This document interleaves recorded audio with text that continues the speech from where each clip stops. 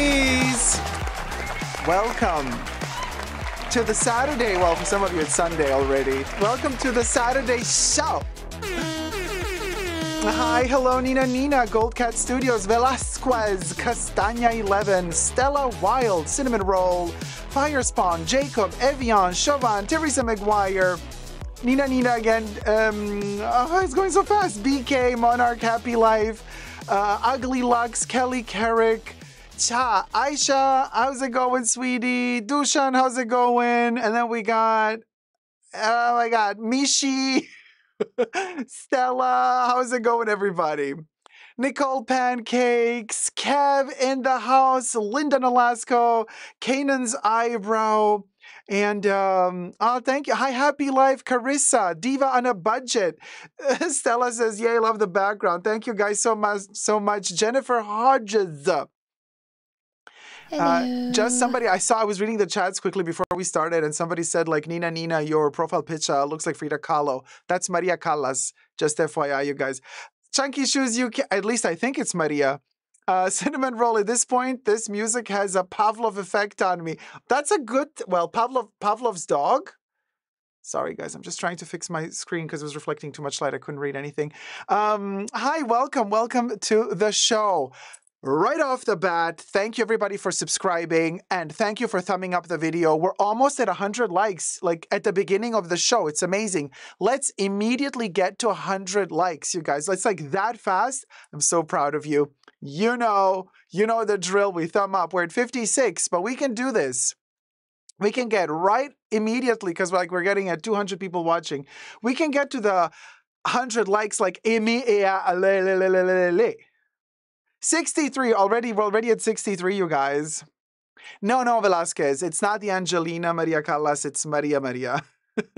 Nina was using this profile picture way before the Angelina movie, by the way. 63, 68 likes. We'll go. We're only 32 away if my very limited math capabilities are not betraying me. Jordan Camacho, how's it going, sweetie? Does anyone remember Diva Perfume based on the opera singer movie? The Diva Perfume Stella Wild by Emmanuel Ungaro? Yes, I remember it. Hi, Maggie. Oh, David Chavez, welcome to Tier 1, sweetie. Welcome. Thank you so much for becoming a member. Nina says, Dacob, I love you. You really notice all the details. I always notice all the details, Nina. I'm not so good with remembering names in the beginning because I need to talk to somebody at least 3 times and see them 3 times. You know that rule, like you see a person 3 times, you talk to them for 3 times, and the 3rd time's the charm, then you remember their name. With the names, that's how we do it. Numbers, forget about it. I'm terrible in math. And I've just had this realization the other day about math and why I'm so bad in math. And I think I was talking to Nicole about this. 75 likes. We need 25 more to get to 100K. Boy, oh boy, have I got a show for you today. Today. Hi, Vel. How's it going? Hi, Jackie M. I'm always rewatch crew and have had so much luck catching you live lately. Here you are, Jackie. You're at the live. Stella Wild is asking, Virgo. No, I'm a Cancerian, darling. I'm a June baby. If you're asking me, I don't know who you're asking. If you're asking me, I'm a Cancer. 79 likes. We need 21 more. Yeah, math. 21 more. And what did I want to say? So, yeah, we have one heck of a show, but we also have one heck of an after show, you guys. Today is Tier 2 members and Tier 2 patrons after show time. So after this main live stream is over, we are all going to go into the after show together. So become a Tier 2 member or Tier 2 patron. And you're going to have an extra live stream. After this live stream, there's a second live stream on the weekend. Double the fun, double the trouble. And finally, we get to talk about things in the after show that we cannot talk in the main show. And thank you, everybody, for keeping it very clean in the chats, because 2 of my videos have been demonetized lately. So we got to clean it up because it wasn't advertiser friendly. Cha.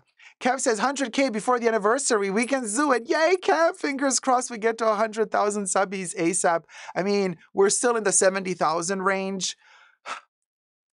It's hard to get out of that into the 80,000 range, but you know what? I believe that we can do it. So we're at 83 likes, so we need 17 more to reach 100 likes. Yeah, it's been over 10 years, we've been here on the channel. So it's been, we're growers, we're not showers. So yeah, the 10-year anniversary was last year, September. That was the 10-year anniversary. So I don't know if Kev means anniversary like this year, September, the 11-year anniversary, or if Kev means in the next 10 years. You know what I mean? 85 likes, we need 15 more to go. And hi, Natalie Deeds. Kev says, I meant the 11th. Okay, Kev, thank you. Good. Just to clarify, because you never know, because anniversaries, they can be all sorts of anniversaries. Hi, Ollie. How's it going? Plus, I have like a really interesting reveal in the after show that we're also gonna film some topics in the after show, so that like only tier 2 members and patrons get to see it before anybody else gets to see those videos.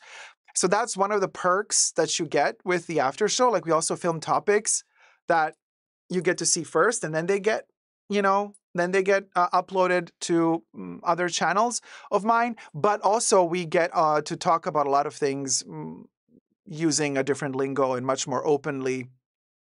So a lot of the after shows does not ever get filmed to be then published publicly later on. It remains exclusive to those videos, to those after show reruns, because once the live stream after show is over, then it goes into post-production, and then a couple of days later, I re-upload it to tier 2 members and tier 2 patrons. So thank you guys so much for becoming members and patrons. And we're at 88 likes, so we still need 12 more thumbs up to go. Terry says you only had like 17,000 subbies when I started watching, so you have come a long way. I just know you will reach 100K soon. Oh, Terry, thank you so much, sweetie. And Kev is like, the after show is wild. Wild, I tell you. Hi, Lori. Thumbs up. Thank you. First thing, because I love all the live streams. Thank you, Lori. Thank you so much. And 92 likes. Oh my gosh, we're only 8 likes away. So this is kind of almost record breaking that at the beginning of the show, we already get to 100 likes like super, super fast. 93. Okay, 7 more to go. So, and now I forgot what I was saying earlier about math. So I came to this realization. I think I was talking to Nicole. Who was I talking to? Was I talking to Kev? Law Chats with Madeline. Oh, I'm loving the title. Settling in. Hey, Law Chats. How's it going, sweetie? 99 likes. Okay, we're almost at 100. One more. 102. We did it. Yay! Papa Terry. There you go. Thank you. Thank you, Bubbles. If you wish to support your host, link is here. You can scan this and support the channel. Considering that I've been demonetized on 2 live streams, and you don't see me sitting here telling you this live stream was sponsored by, and then half an hour sponsorship, the only way that I subsidize this is thanks to your tips and help, and thanks to AdSense revenue, which doesn't happen so much lately because they've been demonetizing us. But you are a gentle algorithm. We love you, YouTube. We love you so much. Thank you. One Bush 053. One Bush 053 donated $25. Keep up the hard work. I love your commentary and extensive knowledge and humor. Thank you so much, sweetie. Let's use a pink one. One Bush 053. One Bush 053. One Bush. I'm gonna write it down, you guys. This is how we do it. A lot of people who live stream and then they get, super thanks or something. And then sometimes they don't even acknowledge it. No, we build a whole little art piece out of every thank you that we get. So thank you guys so much.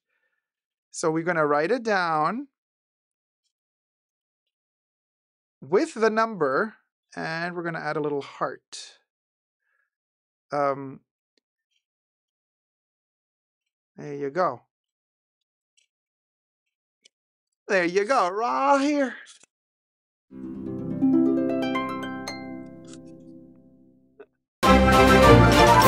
Terry, from Terry and Kenny. Thank Teresa you. Thank you so much, Terry. $40. Ooh. From Terry and Kenny. Hold on. Let me do purple today. For Terry and Kenny, we're going to add Terry and Kenny to Bubbles. You know? So I was talking about math, and believe it or not, and I was saying I'm not good with numbers, right? But also, like, I've always had this weird fear of numbers. Like, I don't like them.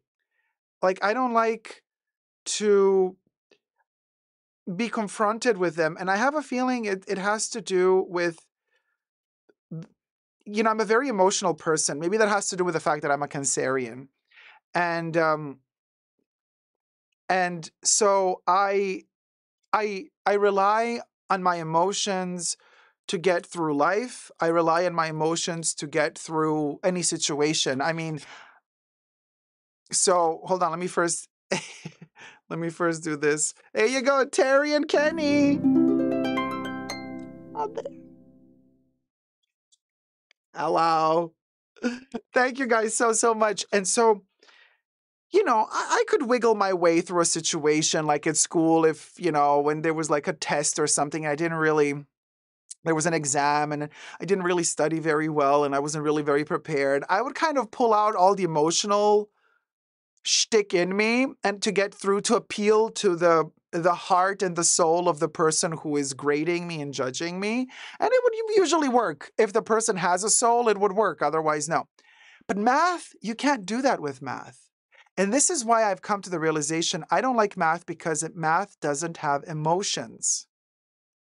Math is ruthless. It's emotionless. It's heartless. And that's why I don't like numbers, because I don't understand numbers, because my whole being, the way that I tick, the way that I live, is through emotions. I'm not saying that I'm an emotional mess. I'm not saying that I'm always this crazy, hysterical, woo-go. But like, I'm very emotional. I'm stable emotionally, but I have a lot of empathy. And math doesn't. So for me, I never understand math, right? Because I'm always trying to understand it the way, through my lens, through the filter that I have, the filter of the world that I have. My filter is emotions. So every time I try to understand math, I don't understand it, because math is not emotional, but I am. And emotion is my language. And that's why I could never really become friends with math. So I figured that out for myself. And, yeah, no, Jeno says math is an exact science. It is an exact science, but it's not about it being exact. It's about it being heartless, because my emotions are also exact. My emotions are also exact, but it's different.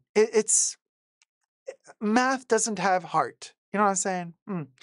Hi, Caroline Steele. Hi, Dacob. Hope you okay. Glad to get a live stream. Hi, Caroline. We're living. We're working on it. Thank you for becoming a Tier 1 member, Dushan. Very kind of you. Thank you. Oh, Indiana, thank you so much. Indiana donated $20 Let's do blue. For being you. Oh, man. Thank you, Indiana. Thank you so much. Let me do this blue in the... Wait, the D is a little bit difficult with in the... Got it. So, yeah. So, I mean, I'm not saying I'm disrespectful to math. To me, it's basically a language that I cannot learn. It's so foreign to me and so emotionless that I can't learn it. Here you are, Indiana. Added to Bubbles the Bot's head. Thank you so much. Thank you. Andrea Baranski says, what stunning hair, Dacob. You rock. Oh, thank you. Thank you so much. I washed it just for you guys, because it takes like 3 hours to get this shitty hair done. It's like so annoying, so high maintenance, because it's so long. You gotta wash it, you gotta twirl it in a towel, wait till it dries a little bit, then you put the hair dryer so you don't Anyway, it's grown so much. Yes, Vel, it has. It really has. My daughter is an emotional and sensitive person, but happens to love math and wants to study engineering. Oh, Carla. then your daughter is really clever in compartmentalizing the two sections also of her brain and using both sides. Good for her. Good for her. Which is also quite rare. So she's special. I recently discovered Chanel number 22. Oh my God, Sar Abraxas. Isn't Chanel number 22 amazing? Yeah. Beautiful. Beautiful perfume.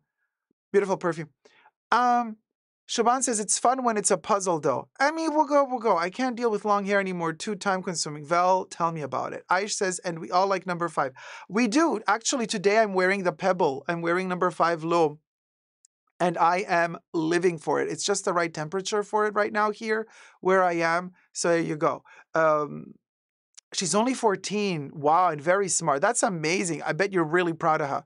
Nothing like mother's pride, I'm telling you. Speaking of, hi, Mom. Coco was so into her numerology. Yes, she was. But numerology, Aish, numerology is not math. Very, very different. Numerology is the science of turning numbers into emotion. Just saying. Just saying. Allegedly. Everything I say in this live stream is for entertainment purposes only, not rooted in truths or facts. Everything's alleged. And just my opinion. So now, is Nicole in the chats? Sabrina says that is so math though. Hi, Sabrina. I mean, I don't know, you guys. At this point, oh, Ali is asking, will there be fragrance talk today? In the after show, there will. So, exactly, Fire Spot. Numerology is numbers, but not math. Right. Now, here's the thing. I don't know something is in the air. You tell me, guys. There's something. Are we going through some weird Mercury retrograde or some Jupiter rising or something? Something. We're going through something because this is the first time in this year and the year. Okay, we're only in the second month, of the year, but I feel like we're going through some very weird situation of misunderstandings, a lot of misunderstandings, and I'm noticing how something is out of tune. Something is out of, I don't know what it is, but I'm noticing, like I posted my Hermes video, about the bonuses being paid out to people. I was like, what the hell? Why is everybody misunderstanding what I'm saying? I'm like, okay, so I said something wrong probably, but it was very bizarre to me. Like there's like 20, 30 people saying, so basically we shot the video in the last live stream. Hermes basically had a really good fiscal year and they gave a bonus to all of their 25,000 workers. And the bonus was round about 4,700 euro or dollars. And we talked about it. Per se, easy, those are the facts. And then plus there was, they declared their revenues. It's a publicly shareholded company. So of course they have their shareholders, they report on a quarterly basis. So they had their yearly earnings report and they earned like almost 16 the revenue is $16 billion. And everybody's like, yeah, but you got to differentiate between revenue and profit. And because I'm like, I'm not stupid. What do you think I'm doing? I have my own business. I have to do my own taxes every year. You're talking to me like I was like I'm 4 years old and I'm a grown-ass man who does his taxes every year. Like, I know the difference between revenue and profits. And I thought to myself, why are people coming for me with this? This is so bizarre. I'm like, why are the misunderstandings so crazy? Really strange. And I didn't get it. But then, like, now I'm noticing, so when we started talking today, right? Now we're getting, like, fixated on that math point. I'm like, what is going on? There's something in the language. I feel like the energy is it's set in a way currently where language isn't enough to convey a message. So do we have like some weird retrograde something? So Sibylla Delfo says March is going to be the most important month with April of the year in astrology. And then Sibylla says, we are Neptune conjunct node north in Pisces. Uh, Sibylla says, currently Mercury is in Pisces. This is a sign where Mercury does not focus things well. And people interpret things without control. Thank you, Sibylla. There you go. I can always rely on Sibylla to help us out. You see, Sibylla, I have no clue about all of these things about astrology, right? And yet, because I'm an empath, I feel these things. I feel like something is off, but I can't really explain it. But then there you go. This explains it then. We're having some weird planetary conjunction. Um, you know, and but yeah, so isn't that interesting though? So and yeah, Aish, we have some clever peeps in the bunker. Because I feel like something is off because I say one thing and I think to myself, this was very clear. Like it's a very clear concept that I conveyed through the words that I used. But then I realize that the people listening, they bounce it back at me with a completely different understanding. Like not what I said, but they interpreted it in a way that I did not want it to come out as. Very, very bizarre. So yeah, it irked me up until the point where I was like answering everybody and I was starting to get really irritated. And then I was like, wait, hold on a minute. If a lot of people are getting this wrong, then there must be something more to this.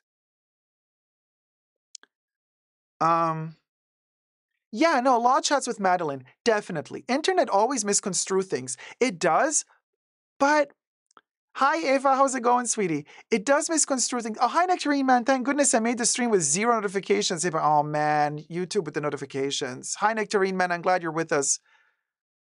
But yeah, YouTube is not on my side these days. But we love you, YouTube. You're gentle. Now, internet always misconstruing things.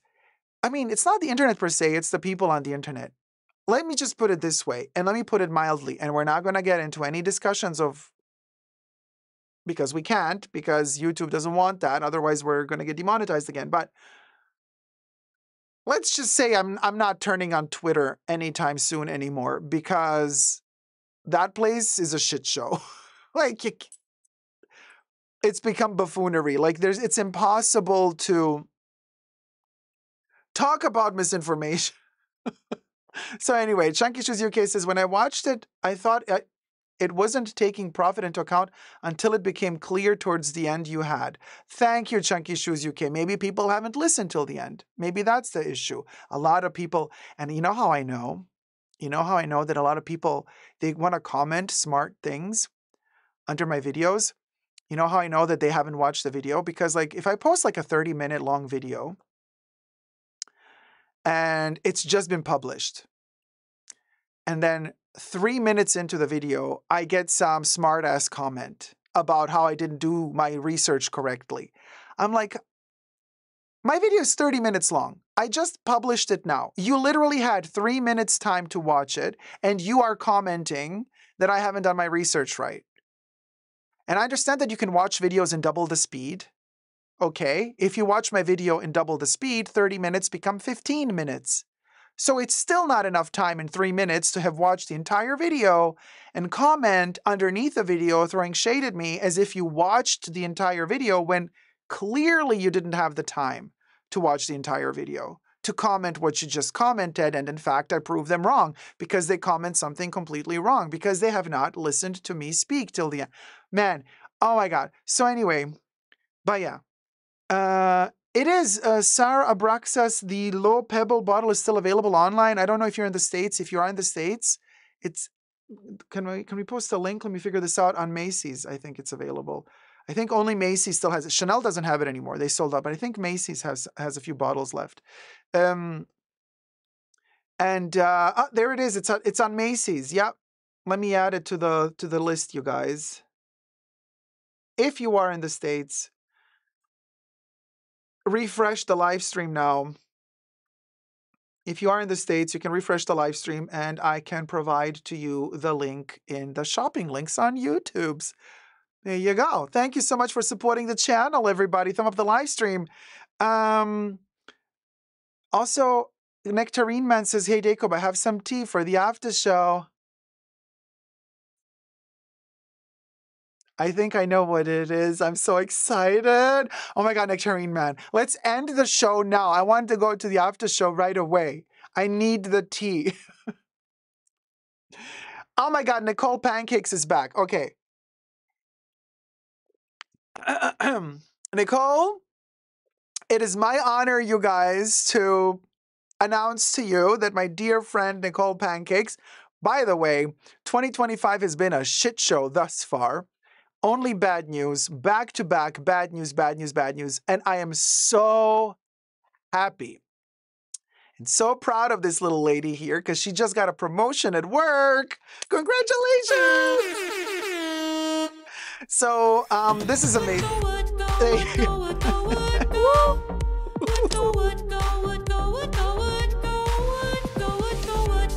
We're also going to pump a Terry.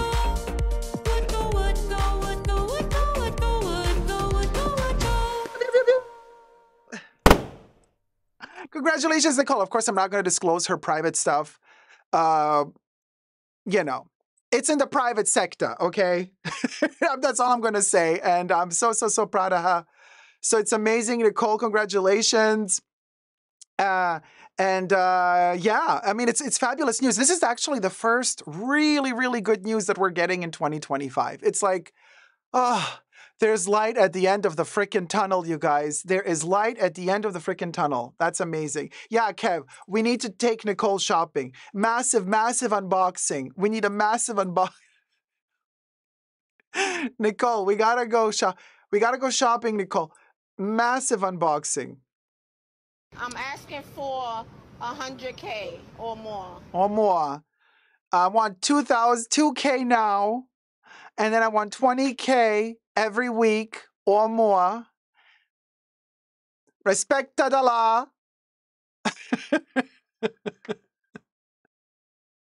Birkins for days, honey. Yes. Oh, Nicole. Yeah, I was thinking the same. Chanel Beauty Boutique stat. Mm-hmm. Yeah, Nina. Yes, Nina. I want land. You got to give me the land and 20K or more every week. I say by the end of the week. By the end of the week. In my pocket. Thank you. Thank you.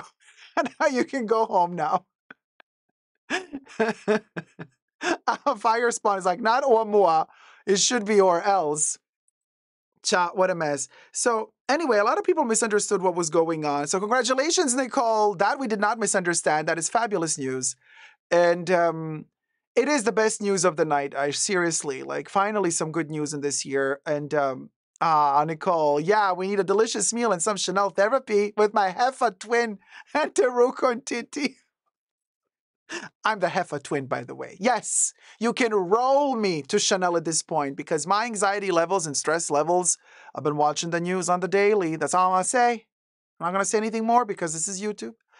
I've been eating my anxiety away, honey. Oh, the chocolate, the popcorn, the chips, the burgers. Yeah, I add in some fruits for good measure because I'm like, oh, let's live a little healthy. So I eat my berries, then I go back to the popcorn. You guys, I mean, at the end of this cycle of these 4 years, you're gonna roll me out of the house. I'll start the live stream like this. Hi, everybody. It's your squishy ball, Dacob. I'm gonna turn into one of those stress relieving squishy balls. There she is, Teruko in the chats. Hi, Teruko. Yeah, best news ever. Fabulous news. Yeah, Sibila is also eating the anxiety away. But Sibila, do you think that we're like a little bit more anxious also because of this weird planetary conjunction that's going on? Oh, Nina, my skin is suffering from the stress too. I mean, like I'm even getting little like breakouts on my hands, like my face. I have a ton of makeup on, you guys, just to cover up all of the scars. I mean, literally, if I take all this makeup off and I start walking around the street, people are gonna look at me like,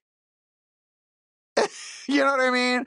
Like, you know what I mean? Like, do we have any substance issues here? No, we do not, except for Coca-Cola. Thank you. But and Chanel. By the way, is this adorable? I have my little Chanel heart today. I rarely wear this during live streams. I don't know if I ever wore it during a live stream, but since we're talking about breakup and coming together again, yeah, it's a little tiny baglet. This is the smallest version of the heart bag made in 2021, spring, summer. They had this teeny tiny version on a chain, then they had the medium size, and then they had the large size, right? And then they had the version that was like a belt, and another version that was a wristlet. The wristlet was the same size as this little heart on a chain. But they made a lot of different colors. I chose black with gold hardware. There was also a pink one, white one. Oh gosh, I think, yeah, they also made a gold one. And I think there was also a kind of a strange, I want to say baby blue. It was kind of like a teal blue. Kev knows better the color. I think it was more like a, oh my God, Kev, shut the front door. Potato chips, tater tots, and fries, the perfect trifecta. Okay, just the other day, I was at Walmart. You remember when I got the bag? By the way, living for this bag. I still, I'm like, I don't know why I'm so attached to this bag. I love it to bits. So after Walmart, there I was, craving McDonald's. Okay, now hear me out. Hashtag not sponsored. Hi, Zara Justina. Hi, Dacob and Fashion Bunker. Dacob, did you name your Birkin? It's called Birkin. Speaking of the Birkin, hello, everybody. My co-host is here. Hello. The bee? The bee. I mean, I guess we could call it the bee. I don't know, maybe it's too cool. But anyway, we love our little baby. It's such a beauty and so tactile, such a tactile experience. But here's the thing. Somebody threw shade at me. Oh my God. You guys, these are the times we're living in. Listen to this comment. Stress anxiety equals chocolate candies. Eva Talaida, chocolate, really, I think currently for me, nothing hits the spot like milk chocolate, just like pure milk chocolate. And I get the little tiny ones from Trader Joe's, like the Belgian chocolates. You get like 3 of them. Teruko actually got them for me the first time. Thanks, Teruko. And I discovered them thanks to Teruko because she bought them for me, like 3 little tiny chocolates. They're wrapped individually in a little package. They're like 50 gram each. So the 3 of them are 150 gram. Shut the front door, 150 gram. I inhale them. Okay, inhale them. You cannot put them in front of me because I can't stop myself. I cannot stop myself. Like if you just give me one and you hide the other 2, yeah, I can stop myself. But if all 3 are in front of me, no. No. So somebody asked me something so shady. I found that to be such a cheap, like backhanded compliment, but also like, I'm just curious to know. Okay, listen, on the latest video, on the Hermes video that I posted, somebody said, hey, do you actually own anything by Hermes other than maybe lipstick or scarves or fashion jewelry? If you do, would love to see your collection. Like prove that you're not, just like blabbering on about Hermes, but like you don't have any, yeah, but you have like no, reputation in the matter, no credibility. No credibility. Like, what's wrong with people? First of all you gotta do is go on my channel on YouTube, type in Dacob, / Hermes, and you're gonna get a gazillion videos that I've made on Hermes, including my unboxings of the stuff I bought, the reviews, blah, blah. But I did not answer to this person, but somebody else did. And thank you everybody for answering and supporting me. And people were like telling them, yeah, he has more than just lipsticks, okay? Although, Although, let's be very clear, there is nothing wrong with just having a lipstick from Hermes. If that's the only thing you love from Hermes, by all means, get the lippy. The packaging of their lipsticks is beautiful, by the way, and they come in those little cute satchels. So I'm like, why are you shading? First of all, why are you shading people who maybe just like the Hermes lipstick? Or why are you shading people who have the budget for a lippy but don't have the budget for, 18 karat gold necklace with diamonds? Like, why do we constantly have this need to throw this elitist, crap on other people? Like, leave the elitism to a few Australian YouTubers. They love their elitism. Yeah, leave it to them. But we don't do that here in the fashion bunker. First of all. Second of all, the amount of weird elitist comments that were posted underneath that video, my Hermes video, about the bonuses being given, about the fact that Hermes is no longer going to offer for their special orders the ostrich leather version. And like, girl, I was like, people were coming out of the woodwork saying the weirdest stuff. Like, for me, style is exclusivity. Somebody literally said, for me, style, forever style is two things they said. Quality and exclusivity. I answered, yeah, for me, it's timeless style is quality. Yeah, sure. But then I added, but exclusivity for me is vulgar. It's about, class systems. It's like saying, well, I'm better than you because I have access to this exclusive thing and you don't. And I'm like, okay. So, and then people coming out of the woodwork saying, oh my God, these special orders at Hermes, it's like an elite little club. If you're lucky enough and you like spend enough money and they invite you to do your little a la carte order, there's nothing more special and nothing more, how do they call it? Bespoke than a special order bag. I'm like, are you for real? Boy, the poverty of the soul, not of the wallet, if that's what you think. Now, so Nat says, all right, you got a special order, ugly as it could be, but it makes you better than the rest of us peasants. That's the thing. Hi, Rosanna Navarro. Good morning, sweetie. How's it going? And so here's the thing. Sibylla says, some people have lost touch with the real world, the common people. Yeah, one is not richer by how much one has, but by how little one needs. Period. That's exactly well put. Alina says, a long and happy life is still better. Life is still better. Mishi says, sadly, that is human nature. They want it. Hi, what if? Simaro says, got to say, wait, Nina says, I really admire your courage. I could not stand all these horrible people. You are very brave, Dacob. And we are so lucky you share your magic with us. Oh, man. Thank you, Nina, for being with us. But here's the thing. It's not that I'm brave. I'm just tired of this bullshit. Honestly, I'm just like standing there thinking to myself, you're not going to walk all over me. I never, in my life, even when I was little, I could never stand bullies. Never. You're not going to bully me. You're not going to bully my viewers. You're not going to come to my channel and start talking about, elite is this, elite is that. No, not on my watch. Absolutely not. Leonora says, oh my God, such a great surprise to catch this live. Hi, Leonora. How's it going, sweetie?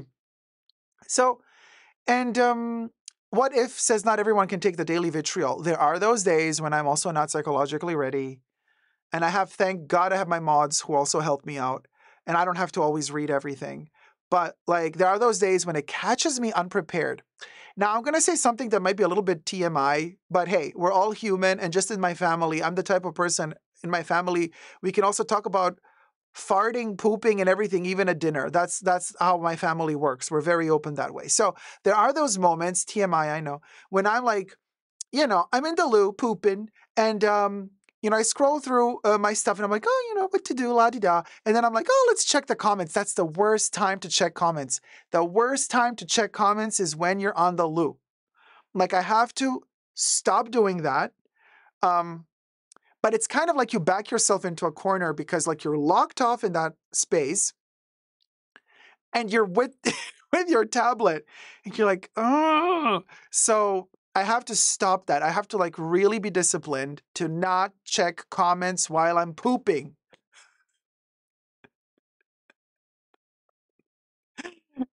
Oh, Kev, that's a good point. Sorry if this was too TMI, you guys. Kev says the wait. The one upness. Ooh, cha.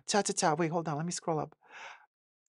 The one upness is why some people are forever stuck on their journey. Kev, I mean, here's the thing. As usual, Kev always puts it very clearly in one simple sentence, bam, because that's exactly the point. I think this is really a thing, you guys, with Hermes.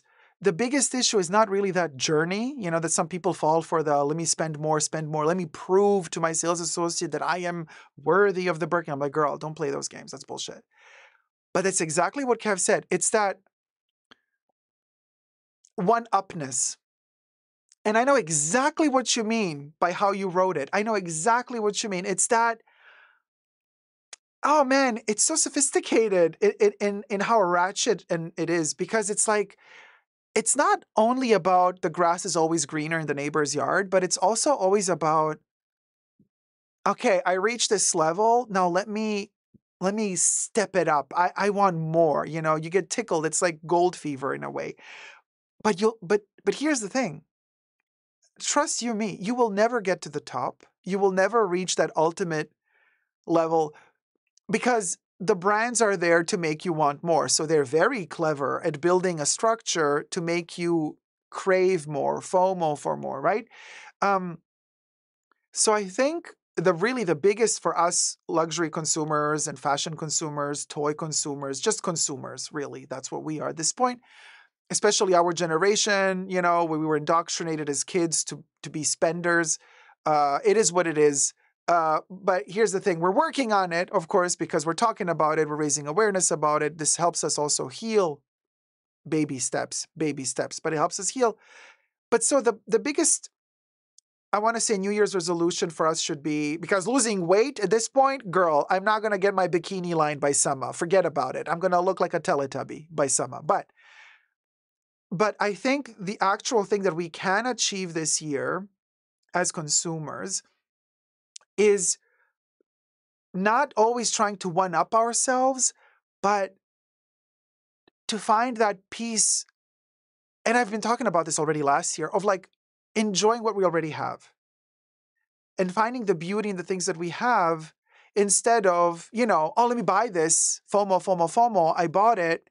And then I just like shove it to the back of the wardrobe because then I want to buy the next thing. There's always the next thing and the next thing. And I don't have the time anymore to enjoy what I already have. And I remember when you know what I'm saying, guys? Like maybe, because I'm asking all the time, I'm like Wendy Williams now, like, you know what I'm saying? You know what I'm saying? You know what I'm saying? And I'm asking you this because of the misunderstandings that have been happening in the past videos where I'm thinking, and I'm like a little bit paranoid, thinking that the planets are misaligning and now we're like not understanding each other. But so one of the first questions that I got when this little baby finally arrived, right? People started immediately asking me like, okay, so what's the next one? Okay, so what's the next bag on your list? So what's the next quota bag you want? And I'm like, what a weird question to ask. Like, what a weird question to ask. Maybe you're used to seeing a lot of people online unboxing a bunch of these, but that's not me. I'm like, what do you mean, what's the next bag from Hermes? I'm like, this is the bag I wanted.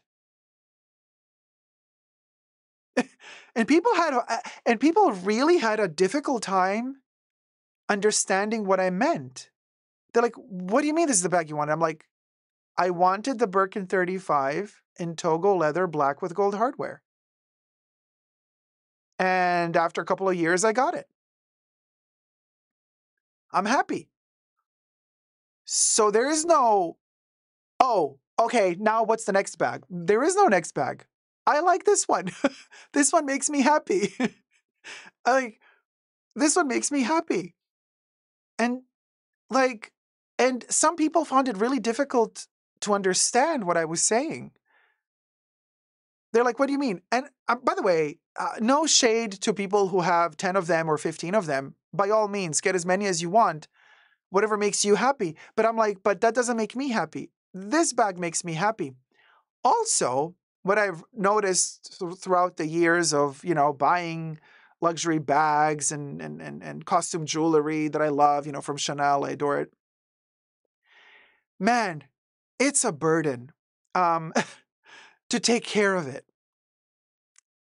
The more you amass, and the more it weighs you down. And the more it weighs you down, the more you're thinking about it, the more you're worried about it. I'm like, life is already too complicated. You're worrying about everything. And now I really have to spend all this money to collect all this stuff that I'm going to be worried about every single day. It's not fun. Trust me, guys, it's not fun. For whoever is watching me, maybe there's somebody out there watching me who just discovered my channel by accident and is just beginning their adult life, and they're starting to earn their own money, and they're starting to afford things that they maybe dreamed about when they were growing up, and now they can afford it. I'm like, by all means, enjoy the consumer society, because there's also some beautiful things out there, and there's some really, really beautiful things that can just embellish your life, And hi Tasari, how's it going? I know what you mean, always worrying about your stuff. Someone steals it. Yeah, I've had that happen. Yeah. But Tasari, not just that, I'm living in an area here where we had these huge fires, and I just in January, and I'm like, well, there goes that. I mean, like this. You freaking fart once, while you're wearing synthetics, burned to a crisp. Everything's gone. So it's a really nice feeling to have a Birkin. It is. But you know what's even better for me personally? The feeling that I have just one, so that if I gotta run, I just grab it and run. And no regrets. Now, if I had 10, but I had only 1 minute to leave the house, and I gotta stand there and choose, I can't grab all 10. I gotta pick one, because it's a matter of life or death. Things become ugly. It just becomes more stress, more anxiety, and maybe, just maybe, that extra second that I'm going to waste while I'm thinking which bag to take, that extra second might cost me my life. So it's such a fabulous feeling. I got my one little baby that I love so much, and bam, grab and run, babes. Done. Oh, Mishi, yeah, you best believe. A lot of Birkins went up in smoke in the Palisades. Marlena Perez says, true. Andrea Bronsky says, grab and go, babe, just like that, period. Tazari says, oh my God, scary. Yeah, I still have a couple pieces on my wish list, but I'm not collecting like I used to. And all my pieces are vintage by now anyways. Vintage is really beautiful. I always just say we got to be very careful that we actually get authentic pieces, because you never know. There's a lot of stuff out there. But yeah, Angie Unboxing says, I think it's due to modern day obsession of having a goal. But Angie, what is our goal? This is the thing. I think we've lost focus. I think we don't know. I think this is our big problem. This is another big problem for us to solve maybe in 2025. Another New Year's resolution is to actually finally figure out what is our goal. Because truth be told, you guys, I think a lot of us are just roaming in the dark at this point. We are just like bouncy balls. And we think, well, at one point we're going to stop somewhere, so let's see where we stop. I think a lot of people really don't have a very clearly set goal. What is our end game? We don't have it. Carla, no, we don't always have to have them. We don't always have to have goals. Absolutely not. But what I'm saying is, we can't also always just float around like headless chicken, you know? Because I believe there's, and maybe Ollie, I don't know if Ollie's still in the chats. Maybe Ollie can help me here from a psychological point of view. Because my fear is, read between the lines here, because like I said, I have to be very careful what I say on YouTube. My fear is, if we don't have a very clear goal for ourselves in these times right now, then somebody else will determine those goals for us.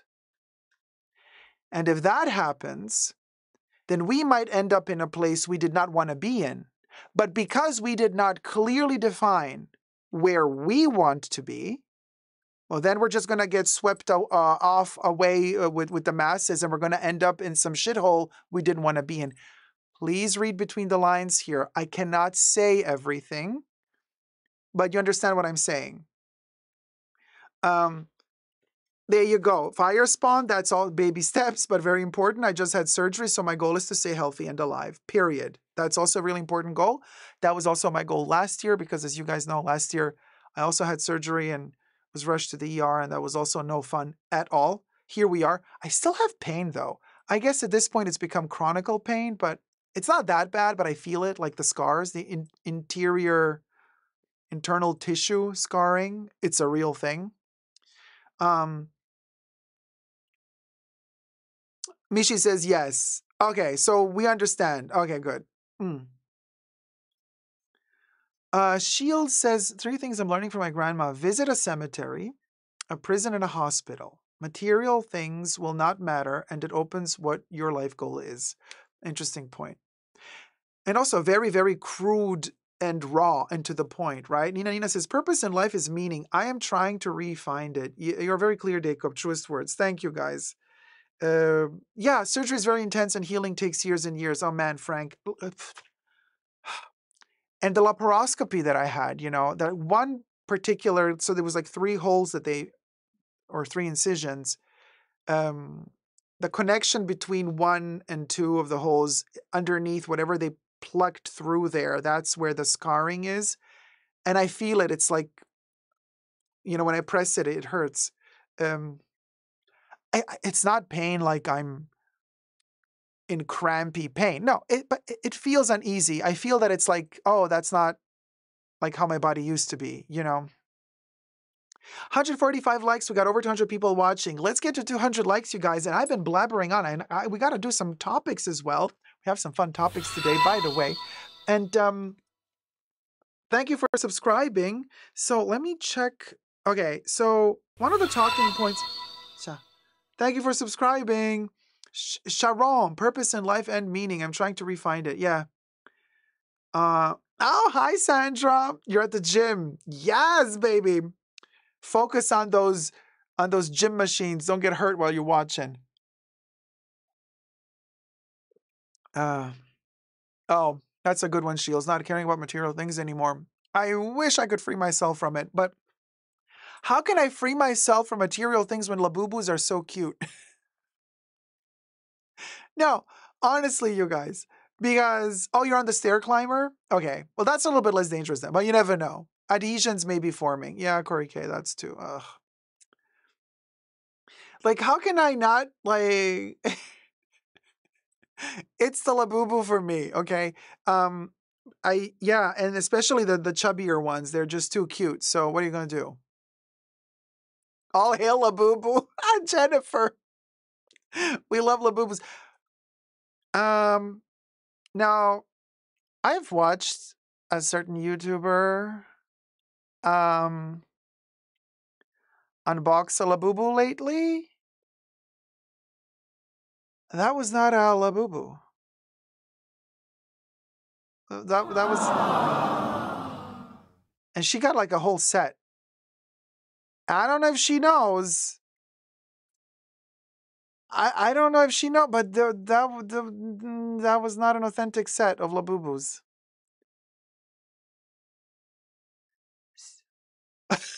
Just saying. And I'm like, oh, I hope she didn't spend a lot of money on those. Jason says, Stairmaster always reminds me of First Wives Club. Are you frustrated? You climb and don't get anywhere. Classic.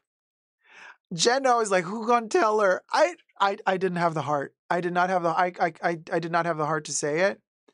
Yeah, no, but that's the thing, Nectarine Man. There are some, and I showed you a couple of live streams ago, there are some really cute fake Labubus out there. They look like little monsters, completely deformed. I love those. Those are amazing. But those are like obviously not the real deal. But she believes she has the real deal. Like the ones she has are like they're very close, but they're not the real deal. So to answer your question, like hopefully they like the dupe ones anyway. Yeah, I don't think she cares too much. She doesn't even know how to. She doesn't even pronounce them properly. There's a little hint. But I'm not gonna say anything anymore because I've given it away too much anyway. Cha, they be making fakes of everything now. Val, don't you know it? Before you know it, there's gonna be fakes of you and me as well. Before you know it, somebody else looking like me will be sitting here talking to you as if they were me. Oh wait, hold on a minute. That already happened on another channel.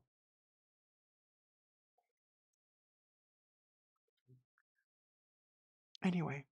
Where was I? AI Dacob. No. Yeah, it might happen too. Oh my God. So everybody has been sending me this ugly, ugly bag. And I don't know why. And since yesterday, it started yesterday. Riccardo Tisci is doing a bag with Nike.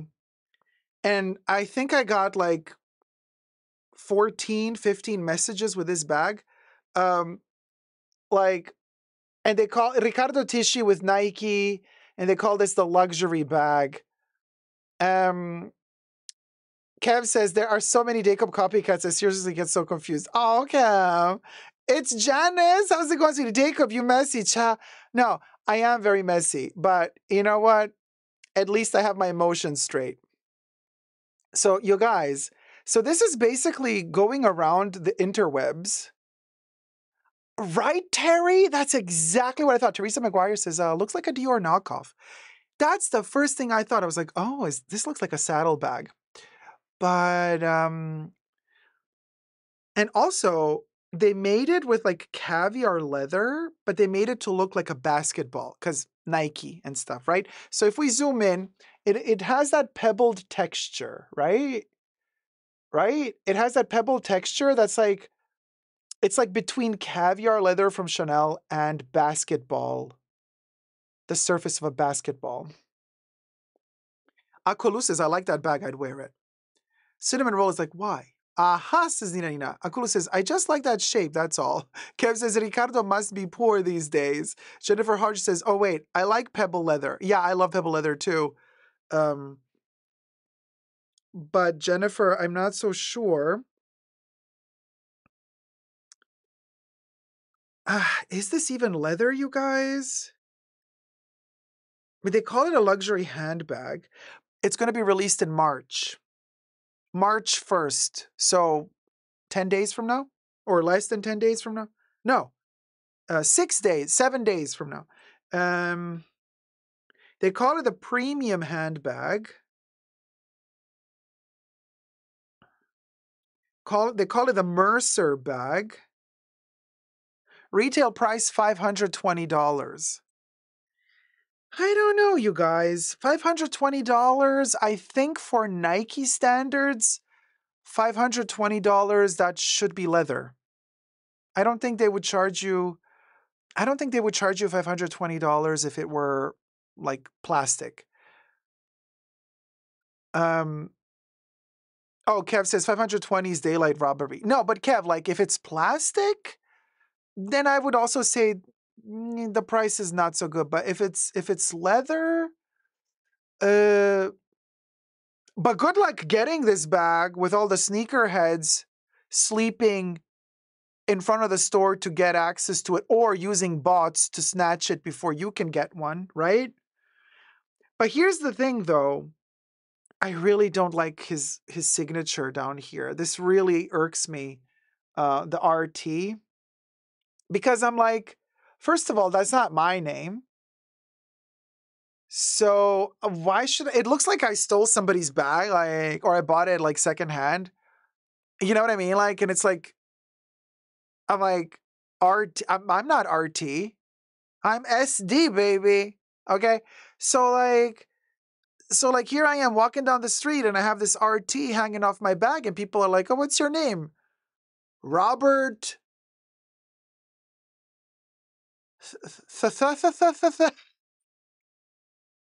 Total brain fart. I have no clue what surname to use with a T. So anyway, Robert Cha could not have chosen another name. Anyway, so yeah, it's Janice says it should be 125 to 250 at the most, right? And 125 to 250, but like for leather, or are we talking pleather? Because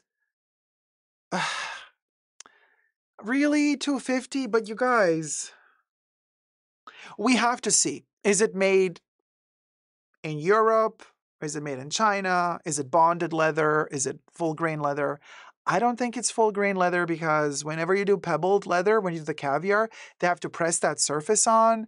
So usually they hide the bonded leather underneath the surface. Iffy, iffy. And then we also have to check out what's the quality of the sides of the bag and of the strap, meaning, do we have good quality glazing or do we have that chunky, cheap glazing? And by that I mean, if we look here to the side, right? So this is the bag. And then we go on this little, which is detachable, so you can use the bag as a clutch. But then we have this strap. So so I'm thinking, how is this thing glazed on the sides? You know, because they cut it off. Did they stitch it? Is it glazed? Yeah, it's Janice. Sweatshop. You're right.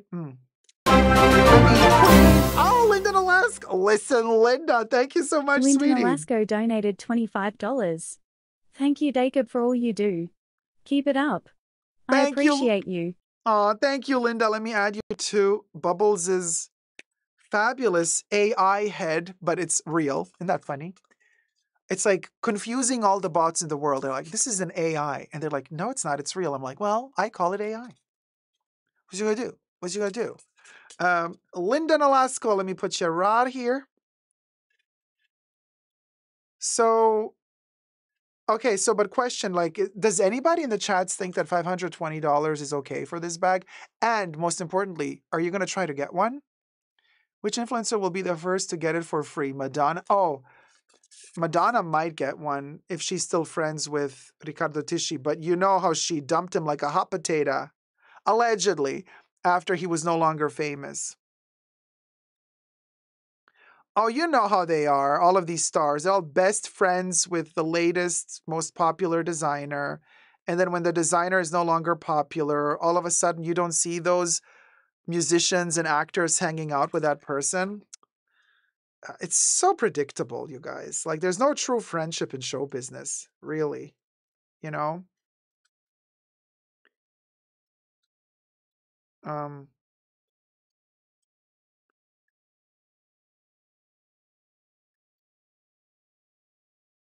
oh, this is very artistic. Look at you, Linda Nolasco. Wait, that S needs to be a little bit better. Gonna add a little bit more color to the S. There you go. Thank you, Linda. The question is which influencer? Yeah, so, oh my God, by the way, the shade, and now I understand the shade, Kev. You're calling Madonna an influencer. The shade. Look, one thing I'm going to say, at least she's coming out with Confessions on a Dance Floor Part 2, and I really hope that she releases at the same time when the Starlet releases her album so that we can at least have a fair competition, because I cannot listen to her. I cannot listen to the Starlet. I can't. I blocked her on every social media, so I don't have to hear anything about her. Off topic, Dacob, your hair's so beautiful, looks so healthy. Thank you, Nina. Thank you, thank you. Oh, Ali says no and no. So price is not good and not gonna buy it. The Riccardo Tisci Nike bag. Thank you, Linda. Linda says, you're welcome, Dacob. Thank you. Miss Lee D says, I watched Castaway from 2000 with Tom Hanks yesterday. Has anyone seen it? Yes, I've seen it. I feel like this is on theme of needing to have a clear purpose. Man, when he pulled that tooth out, oof, I felt the pain. NJ Fred is like, yeah, the starlet. It's going to sound like Madame X probably. Woke, auto-tune, spoken word over disco beats. No, Sylvia, I'm hoping, look, she's working with, what's his name, Stuart Price, who did her first Confessions album. I'm hoping that he's going to direct her in the right direction. Because Madame X, no, it was not my cup of tea. Like, what was the last Madonna album I really liked? Confessions. I loved Confessions. That was the last one. After Hard Candy. Yeah. And then after that, what did she do? Rebel Heart, MDMA, MDNA, and Madame X. No, she lost me there.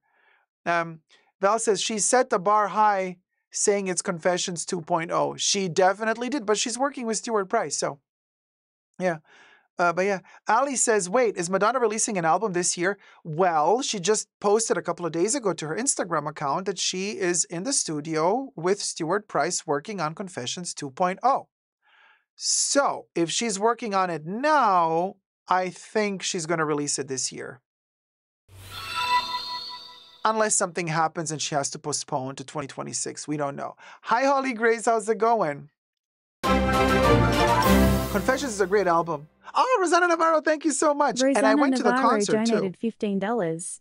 We love listening to a YouTuber who got his morals right. Always love you, Dacob. My daughter adores you, too. Oh, hi, Rosanna's daughter. How's it going, sweetie? Wait, so let me do... I'm going to do... Hold on. We're going to do both then. We're going to do Rosanna plus daughter.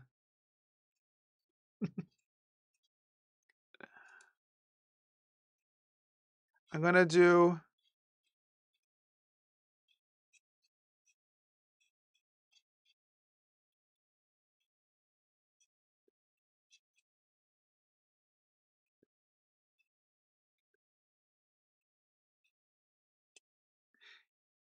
Has anybody ever thought why we spell daughter with a G-H-T?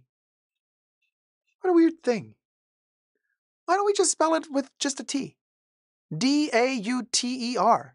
Or D-A... Dada. Why not just D-A-T-A? Here you go. Oh, wait, let me add the heart.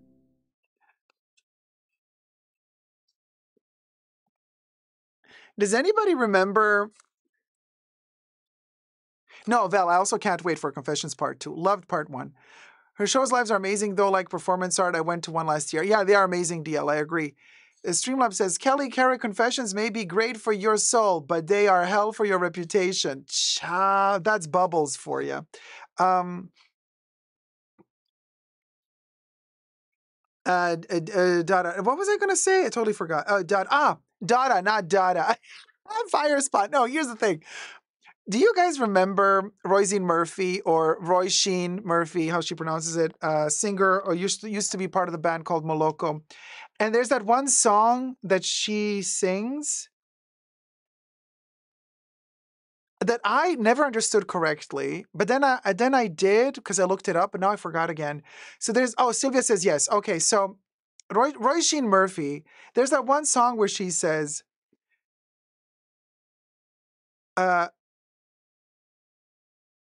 okay, so for the longest time, for years and years and years, I thought she sings at one point, your data, my data, the chromosomes match. And I was like, oh, she's just like pronouncing something in British and in English, like American and British. So like, some people say, let's analyze the data or the data. But then somebody else would say, let's analyze the data or the data. So data. So I thought she was like, because the song is all very electronic, right? So I thought it was very computer.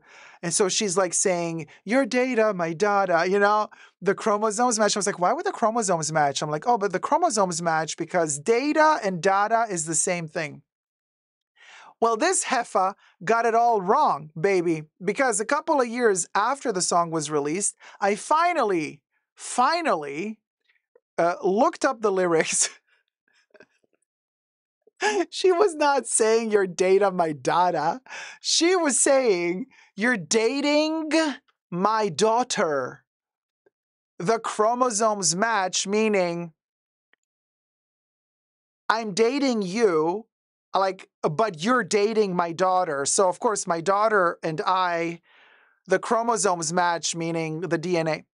Or his chromosomes are the same inside and inside of the data. So anyway, I was like, ratchet. What a ratchet song. Oh my God, Vel is going to a Róisín Murphy's concert in 2 weeks. So, cha. No, Vel, now you know, if you go to the concert and she sings that song, you're never going to get it out of your head now. You're going to be like, your data, my data. The girls are oh, Lisette, welcome to Tier 2. Lisette Sardelis, thank you for becoming a Tier 2 member. And Donna Mazzotti, thank you so much for the tip. Let me add you to Donna Mazzotti donated $15. I want to be on Bubbles' head.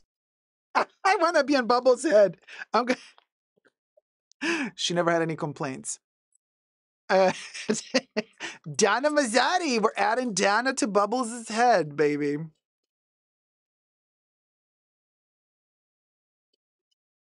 You know, and the song is like, when I think that I'm over you, I'm overpowered. You know, that's the song. And then at a certain point, she says, your data, my data. And yeah. And well, anyway. So yeah. But this just shows you how pure of soul I am. Like my mind didn't even go into that ratchet territory. Like I couldn't even conceive that she and her daughter would both be dating the same guy. Like I didn't even go there. It took me years to realize what she was actually saying. So, oh honey, we innocent. Innocent.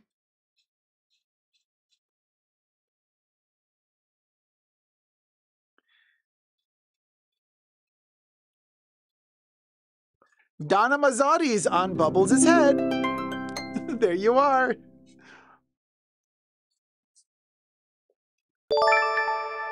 Thank you, Donna. Thank you so much. Pure souls and hearts only in the fashion bunker, right, Nina? Oh, and Oman, welcome to Tier 1, sweetie. Thank you for becoming a member.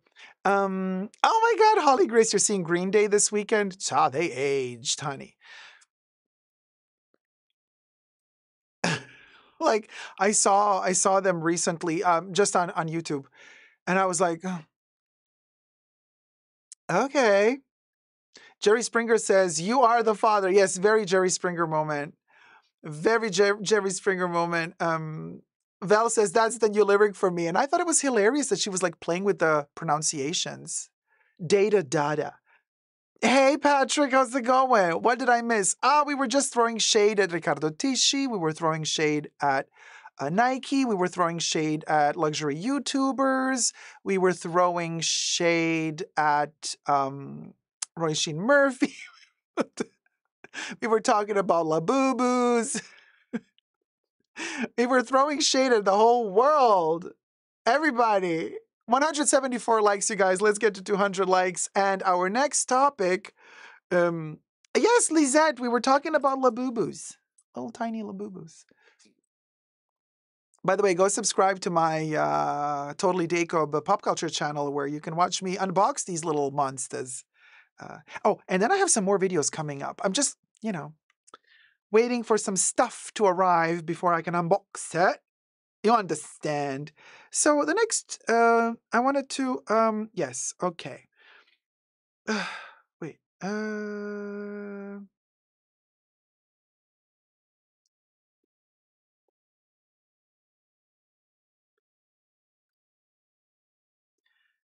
Sorry, just a second. Oh, a quick note.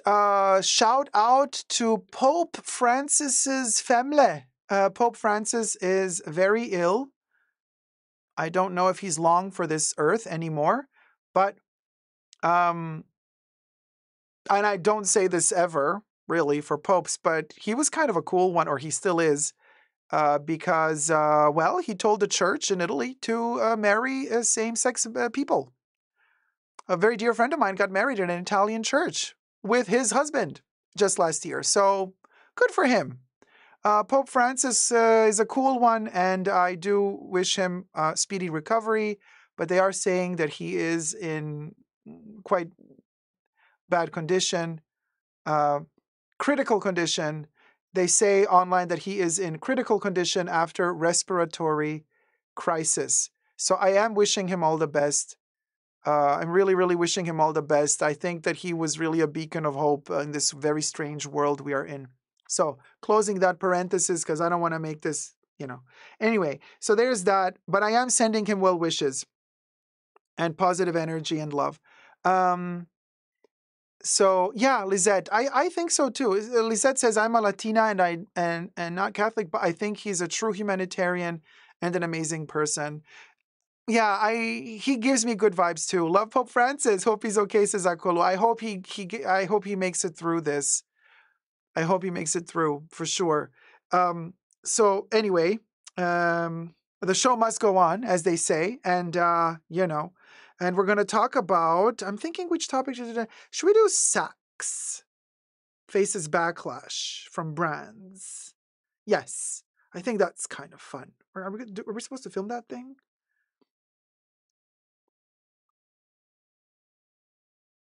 Hi, Texas.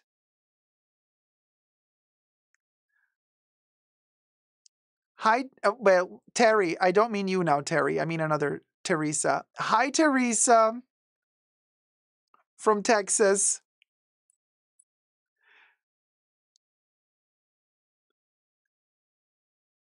Did you get the reference for my background? I don't know if anybody got the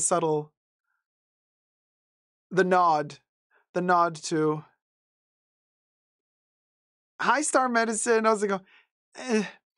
Kelly Carrick says the Pope is a very kind person. Yes, I agree. So nobody? No, nobody. Crickets. Okay. Well, anyway, she's a YouTuber. Another YouTuber from Texas. And this kind of looks like her home. It's not. It's AI generated, you guys. I prompted Bubbles to generate this background, but oh, Valentina says apparently he's already gone. Vatican just waiting to announce. Oh man. Yes, Kev, Rich's bestie. This is the worst time for him to go. We need him now more than ever. Seriously. So officially, no, Patrick. Officially, he's still with us, but you never know what the Vatican is doing behind closed doors. No pun intended.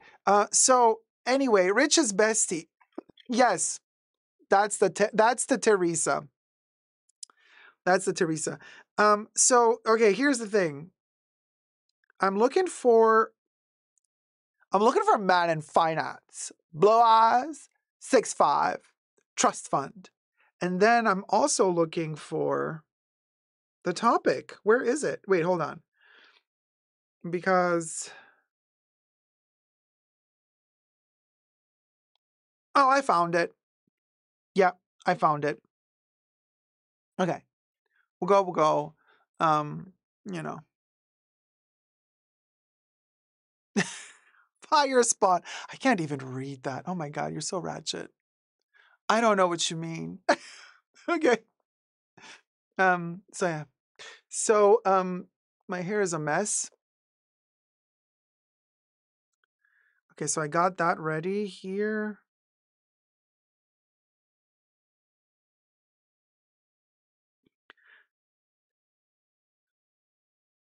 Saks faces huge backlash from the brands that they are working with. And not just that, it's a conglomerate of different brands. I mean, it's Saks Fifth Avenue, Saks, Neiman Marcus. What else is there?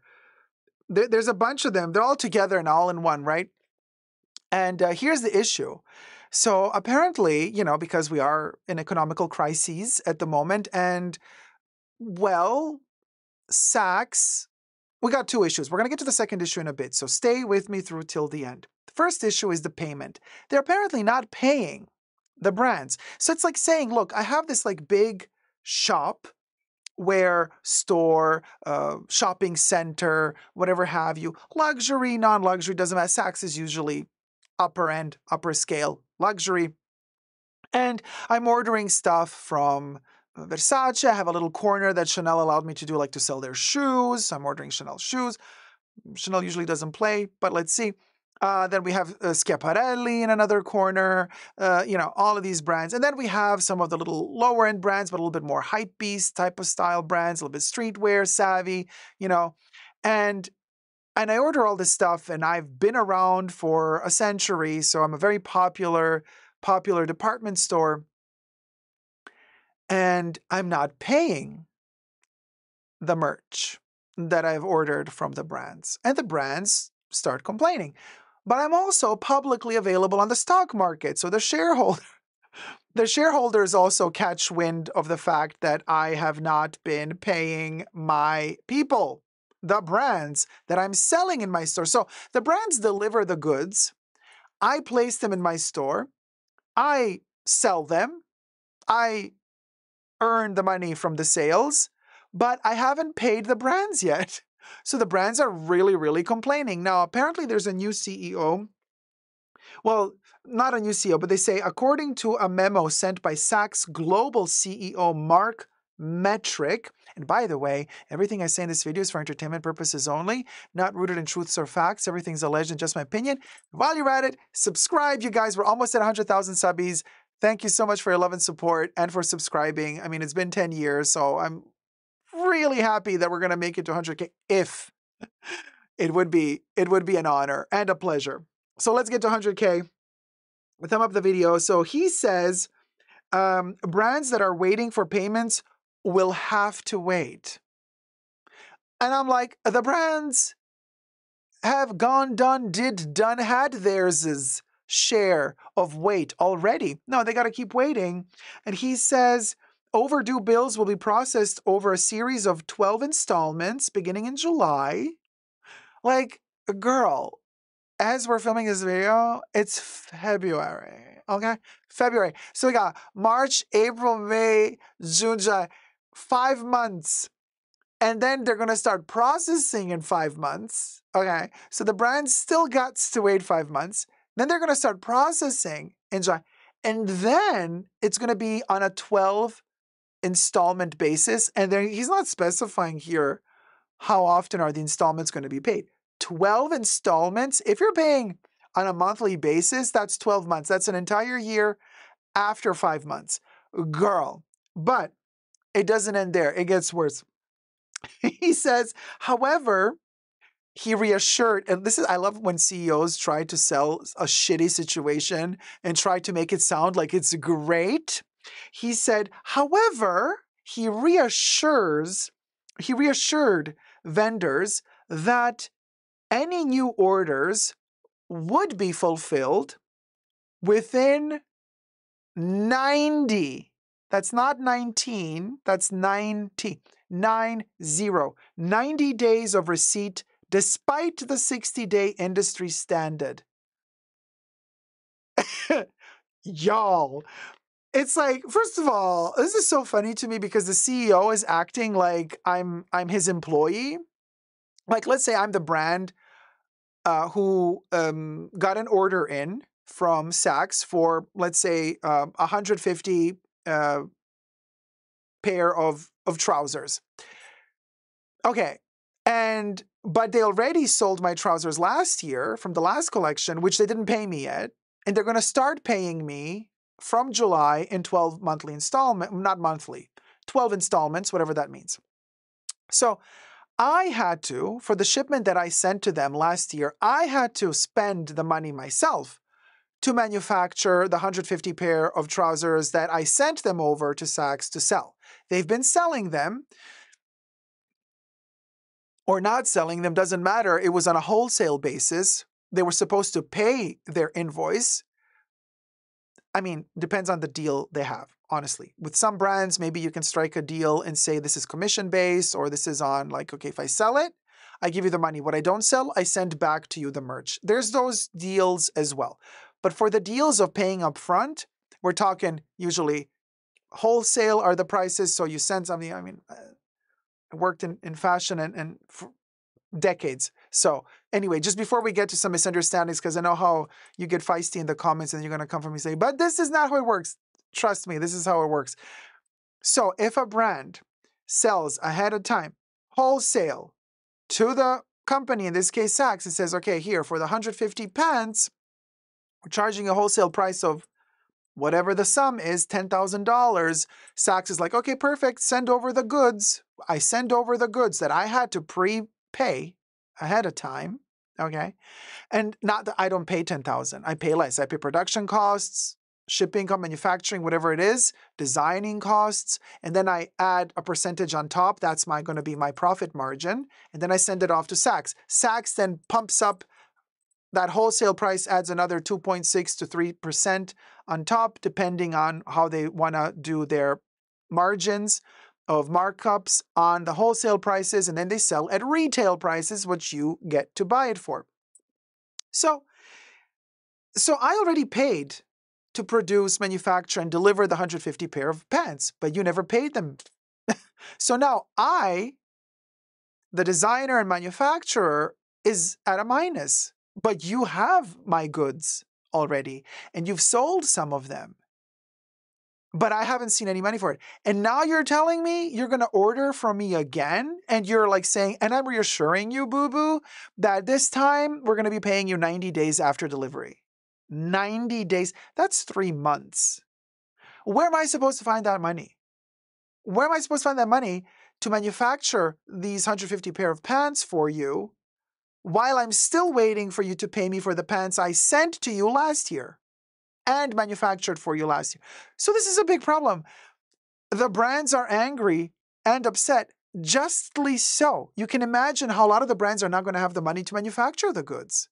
Where are you going to get the money from?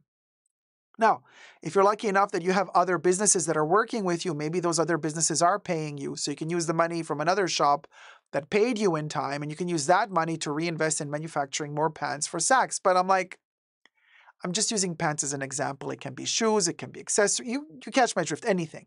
I just use pants as a stupid example. So, yeah, Akolu says in the live chat, this is a liquidity issue. By the way, I live stream on my channel several times a week, so I'm live streaming now in front of a virtual live studio audience. So come subscribe to my channel and partake in the live chat. Sakulu just says liquidity issues. So, and then there's, and then to top it all off, one of the most historic venues of a Neiman Marcus ever, which is in Dallas, is closing. It's officially closing for good. It's done. It's over. It's game over, baby. Neiman Marcus in Dallas is closing. And this is a huge thing for me, particularly because of the history that particular Neiman Marcus has had in the 50s with Coco Chanel. Coco Chanel came to visit Texas, Dallas. She flew in, she went there. There's still like a photo of her. Her signature is there inside that Neiman Marcus. I wonder who's going to get to keep all of that memorabilia. And so, yeah, Neiman Marcus, she flew in and she got an award as like Best International. What was the award she got in the 50s? Like Best International Designer of the Year or something like that. So she was honored with an award. And they also sold her stuff, the Chanel stuff at Neiman Marcus. I mean, we're talking, this is history, you guys. Now, I'm not saying I wish that they turned that Neiman Marcus into a museum, although... Oh my God, this is such an idea, by the way. I don't think anybody's ever had it. It's probably a waste of money, but I would love, okay, hear me out. Hear me out. What I would really love, that would be for me worth spending the money on a flight, on a ticket to go there just to see this. Could you imagine if they turned, like some private, investor or somebody who's a billionaire who loves history of fashion and doesn't care to lose money while investing in a project that I came up with just now, my idea would be to turn that Neiman Marcus into a museum of the history of a department store, of a luxury department store. And you can turn every floor of that Neiman Marcus into a different decade. So, oh man, this is so good. I'm envisioning this and I'm like, oh my God, I want to live there. And every floor is turned into a different decade. And so we just have to figure out, do we begin with you know what? Yeah, this is how we do the best, save the best for last. So I would say we begin as you enter the Neiman Marcus. On the ground floor is the current time. It's like the latest era, which is quite tragic, right? And then you go up to the second floor, and we're in the 20s now. So then we're like 2010s, and then we go in the 2000s, and then the 90s, the 80s. Well, I don't know if it has so many floors. Well, maybe we can eliminate the 20s and the 10s and the zeros. I think all of those can be shoved into one floor because they were ugly anyway. Add some hotel rooms. Add a few hotel rooms. Oh my God, we can add hotel rooms on every floor if you want to stay the night in that epoch. Okay, hear me out. And then you go to the second floor, we get the 2000s. Third floor, 90s. No, second floor, 90s. First floor, 90s. So ground floor, 20s and 10s. 90s, first floor. Second floor, 80s. 70s, 60s, 50s, or how many ever floors they have. But I really want to make it to the beginning of Neiman Marcus, which I think it opened up in the 40s or 50s. And of course, I would want to be at the top floor in the oldest era. I would want to spend all my time there. I would rent a hotel room. If they made like 4 hotel rooms per floor, and then you get to live in that era, and you get to like walk through Neiman Marcus from the 50s. And they still have the little, tags with the prices on it, the cafe, the 50s style cafe, and everybody's dressed dapper. Oh my God, that would be so amazing. I think that's a great idea. Actually, you know what? I think this is a great idea for an investment. Didn't we talk about this just a couple of months ago? In quite a few videos of mine where we were analyzing like the future of luxury, and we said luxury is dead, but experience luxury is what people are going for now. People are willing to spend a pretty penny on luxury experiences. This would be something I would love to spend money on, to travel to this historic museum Neiman Marcus and then spend a day on the upper floor, then spend another day on the 50s floor, the 60s floor, the 70s, the 80s, the 90s. Man, I would live for that. Could you imagine? And then, yeah, okay, obviously they can't sell you stuff from the 50s on the 50s floor, but they can have some inspired items. It's an experience. It's mostly about eating. There's a restaurant up there, a cafe, a hotel room, and you walk around the museum and you have the feeling like you're back in that time. And this is something I've been feeling a lot lately, you guys. I've been craving this time travel. I've been craving spending time in another time when times were slower, without social media, without all of that technology. And then they sell you magazines. Oh my God, newspaper. And you actually, you walk past a bench and there's actually a person sitting on the bench with a real printed newspaper reading the news through it, with a beautiful little fedora hat and a little trench coat, a little bit beige, a little bit, no, seriously, what a dream. And I would even dress up for the occasion. Like how Disney has Dapper Days? Like, I would do the same. I would like dress up to fit into that decade what's it called? In that Neiman Marcus. So anyway, there you go. Usually I'm paid to give this sort of tips to brands. But here's a little free one for you. Now, if you want to know more details, Saks, give a hoe a call. We can talk. We can talk. I have ideas. But here my heart beats for Coco. This is a cute little bag from 2021, by the way. A necklace, heart on a chain. Anyway, I digress. What are your guys' thoughts about Saks not paying their people, the brands, and about the Neiman Marcus, the historic Neiman Marcus in Dallas closing? What do you guys think? And what do you think about my idea of opening up this little experience, this little luxury time travel experience in one of the most historic buildings, fashion buildings of American history? Thumb up the video, subscribe, and never give up on fashion love. Bye. So yeah, Kelly Carrick says, I'm sad. Great idea. It's a good idea, right? Ah, thank you, Sibylla. I love the necklace. Yeah, we love a little hat. Hi, Bragadna. I dragged my husband and brother and sister-in-law to the Neiman Marcus in Dallas when we were there. That part of town is rough. Yeah, I've heard. It's changed a lot. The store's fantastic, though. Man. But they can fix it up. Oh, Andy says, I've been to that Neiman Marcus. It was a wonderful time. Oh, yeah, Zara. Everything went downhill as soon as Barney's New York closed. What a mess. Can I recommend a movie to you guys? Now, for the people who are in the United States, you can watch it for free on YouTube. It's called Ladies in Black. It's an Australian movie, and it's set in the late 50s, I think. Yeah, 50s. Oh my God. It's a feel-good movie. Everybody's styled, and they're working in a shopping center in Sydney. It's a department store, a 50s department store, and it's a group of ladies that are sales ladies of that department store. It's a feel-good movie. There's not one negative thing there. It's empowering women. There's a young lady in that movie. She wants to go and study at a university, but she spends one season working in the department store, and everybody's helping her. It's a beautiful, beautiful story. It's not one of those like weird, like, oh, there's something bad going on. Somebody's harassing somebody else. No. It is one of those happy movies with a positive, happy ending. And the style is just amazing. Vel says, I watched this a few months ago, loved it. Yeah. And guess what, Vel? I heard that they also made part 2, which is called Ladies in Black in the 60s. So they're kind of analyzing the same store in Sydney, the same department store, but in a different decade.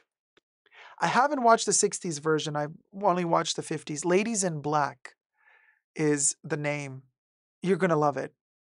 It's such a good escapist movie. Oh, Eleonora, I'm so glad. Eleonora says, I watched Radius like you recommended. I was mind blown at the end. I told you. And I am never mind blown. I'm clever emotionally. I told you. I figure shit out. I figure out in which direction a movie is going. I get the hints. I get the hints and I'm like, I see where this is going. Yeah, I see. But Radius? No. I did not see that coming. I was like, this did not just happen. Ha. Wow. Just wow.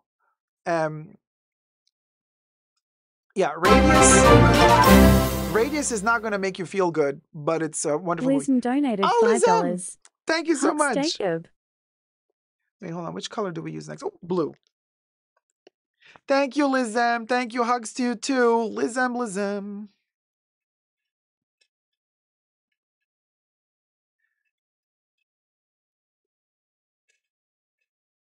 Okay. Here we go. Liz M.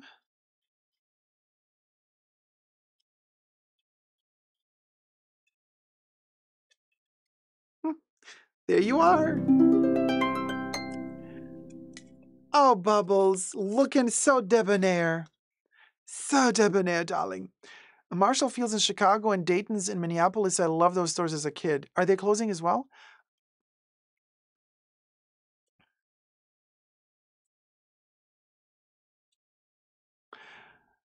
Eleonora, yeah, you would have never believed the end. No. I was shook. And I don't know, like at first, like in a really bad way, I was like, oh no. But then it went on, and then the end, I was like, oh yeah. What other way? There was no other way. There was no other way to end it. Oh, Kelly says yes, they've been closed. It's the end of an era, you guys. What can I tell you? Seriously. Anyway, that was one topic. Okay, next one.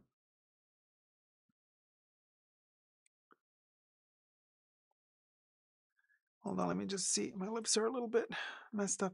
There's an update on the Mendes brother. Oh, really? I don't even know if we can talk about that topic here. No, we cannot, babes.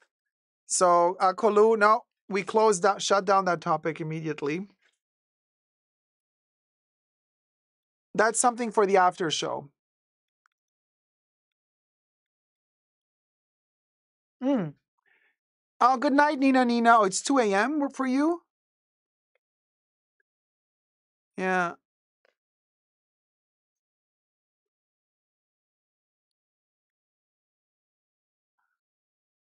I need to.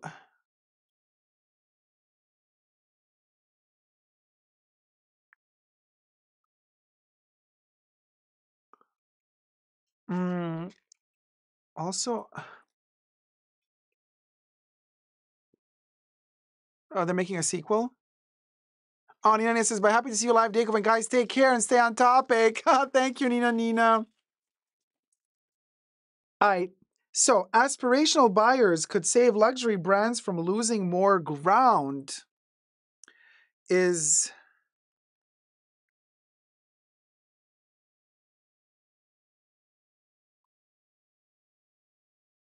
Will aspirational customers save luxury brands?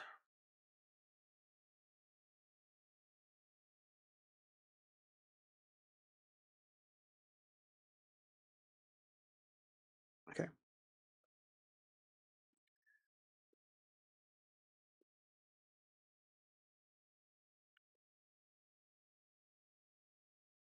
Will aspirational customers single-handedly save luxury from its ultimate demise? Now, here's the thing. Mostly aspirational customers, in my humble opinion, and everything I say in this video is for entertainment purposes only and not rooted in truths or facts. Everything's a legend, just my opinion. And in my opinion, aspirational customer has kept many a luxury brand afloat. Now, in my personal experience, there have been some troubled times throughout the lockdowns of the 2020, 2021, 2022s. Even prior to that, depending on where luxury brands would be shifting their radar towards, which markets would be spending the most amount of money, they would kind of shift their attention to those markets. It was Russia for a certain period of time, then China, now it's kind of going more and more towards India. But here's the thing. Local customers were mistreated, me being one of them. When Chinese clients started buying a ton of stuff in Europe and in America, a lot of my sales associates were like, sorry, boo-boo. Like, I prefer making commission from somebody who's going to spend $1 million a year. So I'm like, yeah, but they're going to spend once and they're going to leave. You're not going to see them again. I've been coming back for decades. Yeah, I buy a little here, a little there. But what's up with the disrespect? No longer, no invitation for nothing. Don't even offer me a bottle of water. Like, it used to be champagne. Now it's like only pain. There's no sham. There's no sham in front of the pain, honey. So it's a breakup. There was literally a breakup that happened between luxury brands and a lot of the aspirational return customers. Do I place myself in the aspirational customer?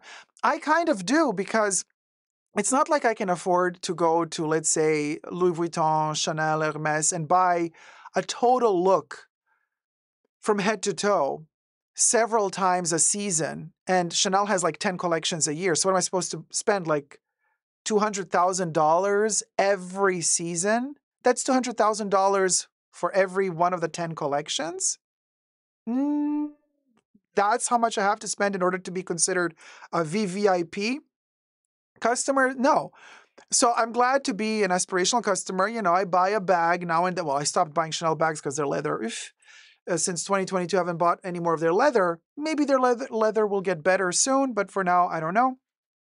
But I buy from time to time. I buy what I really like, but I'm not going to be crazy spending head to toe, and the shoes and the socks and the pants and the sweater and the shirt and the hat and the brooch and the jewelry and the costume jewelry, and the homeware, like everything. I'm not that type of lifestyle buyer that buys everything head to toe from a brand. I pick and choose what I like.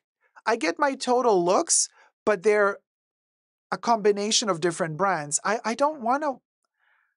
Honestly, I don't know. I'm not the type of person who wants to have from head to toe just one brand and I look like a billboard walking around. I mean, I kind of have my own style as well. Sure, my own style can be very tacky at times. That's okay. It's mine and I love it. And I respect my own style. So, what I'm trying to say here is there was this breakup. It was like a relationship with a brand. You have a nice little conversations with your sales associate when a new collection drops. You try stuff out. Your sales associate knows what you've been buying in the past decade. So they know what collection you have from the brand. So they know that you're buying every time a new collection drops, you add to your collection. So you have more and more beautiful items that kind of go well together. And your sales associate, this is part of luxury. Your sales associate from that brand has been working with you for a longer time.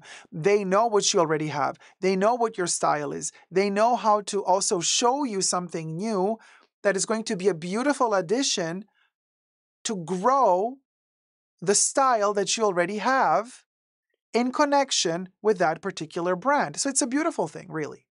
Well, those sort of relationships kind of stopped when other markets started kind of buying crazily all of these brands. Then the prices started going up. And then, the lockdowns hit. And then when that happened, all of a sudden, all the Chinese people weren't flying in to all of these countries, European countries or the United States to purchase all this stuff. And all of a sudden, the sales associates and the brands were like, oh, we're not getting enough earnings. We're not selling enough. So what do we do? What do we do? Nah, looky, eggs and cookie. That's when they started writing me again. All of a sudden, back in 2021, 2022, when they started doing click and collect and like they opened up if you came with a mask and all that stuff, right? They would write me little letters, little lovely letters saying, we miss you. We miss you so much. I'm like, you miss me? Like, I didn't exist for you the past 2 years. You were ignoring me and snobbing me because you had other clients that you preferred. And now that they're gone, oh, now you miss me. So this has been going on quite a bit. Another issue that happened is that many of these luxury brands have increased their prices incredibly high during the lockdown years because a lot of people had a little bit extra disposable income because they weren't traveling anymore because they were always at home. Stimulus checks as well were helping a lot of people out. So here's what happened, right? People started buying a little bit more. And the brands got greedy. And they used the excuse of saying, well, raw materials are costing much more now because of the lockdowns. We couldn't get everything. The harvests were this and that, blah, blah, blah. I'm like, yeah, sure, that shtick worked as an excuse at the beginning, but some brands are still using that excuse in 2024. I'm like, you can't use that excuse anymore, or in 2025. So some brands finally started acknowledging the fact that they overpriced their items. They got too greedy, Burberry lowered their prices. Versace announced that it's going to lower their prices. Prada lowered secretly some of their prices. YSL as well. So it's not like they officially, some of them did it secretly. They just kind of lower their prices. Some brands are still sticking to their guns and they're like, nope, we're not going to lower our prices. We don't care what you say, what you do. We got enough money already put aside to sustain ourselves throughout this crisis. And let's see what happens couple of years from now, and then we can think about it again if we're going to lower our prices or not. But then what happened was now a lot of the luxury brands are starting to acknowledge the fact that they actually need the aspirational customer, which they have outpriced in many ways during the lockdown years and after. And justly so. The aspirational customer doesn't want to go back to these brands. I mean, honestly, a Chanel bag used to cost timeless classic double flap back in 2015.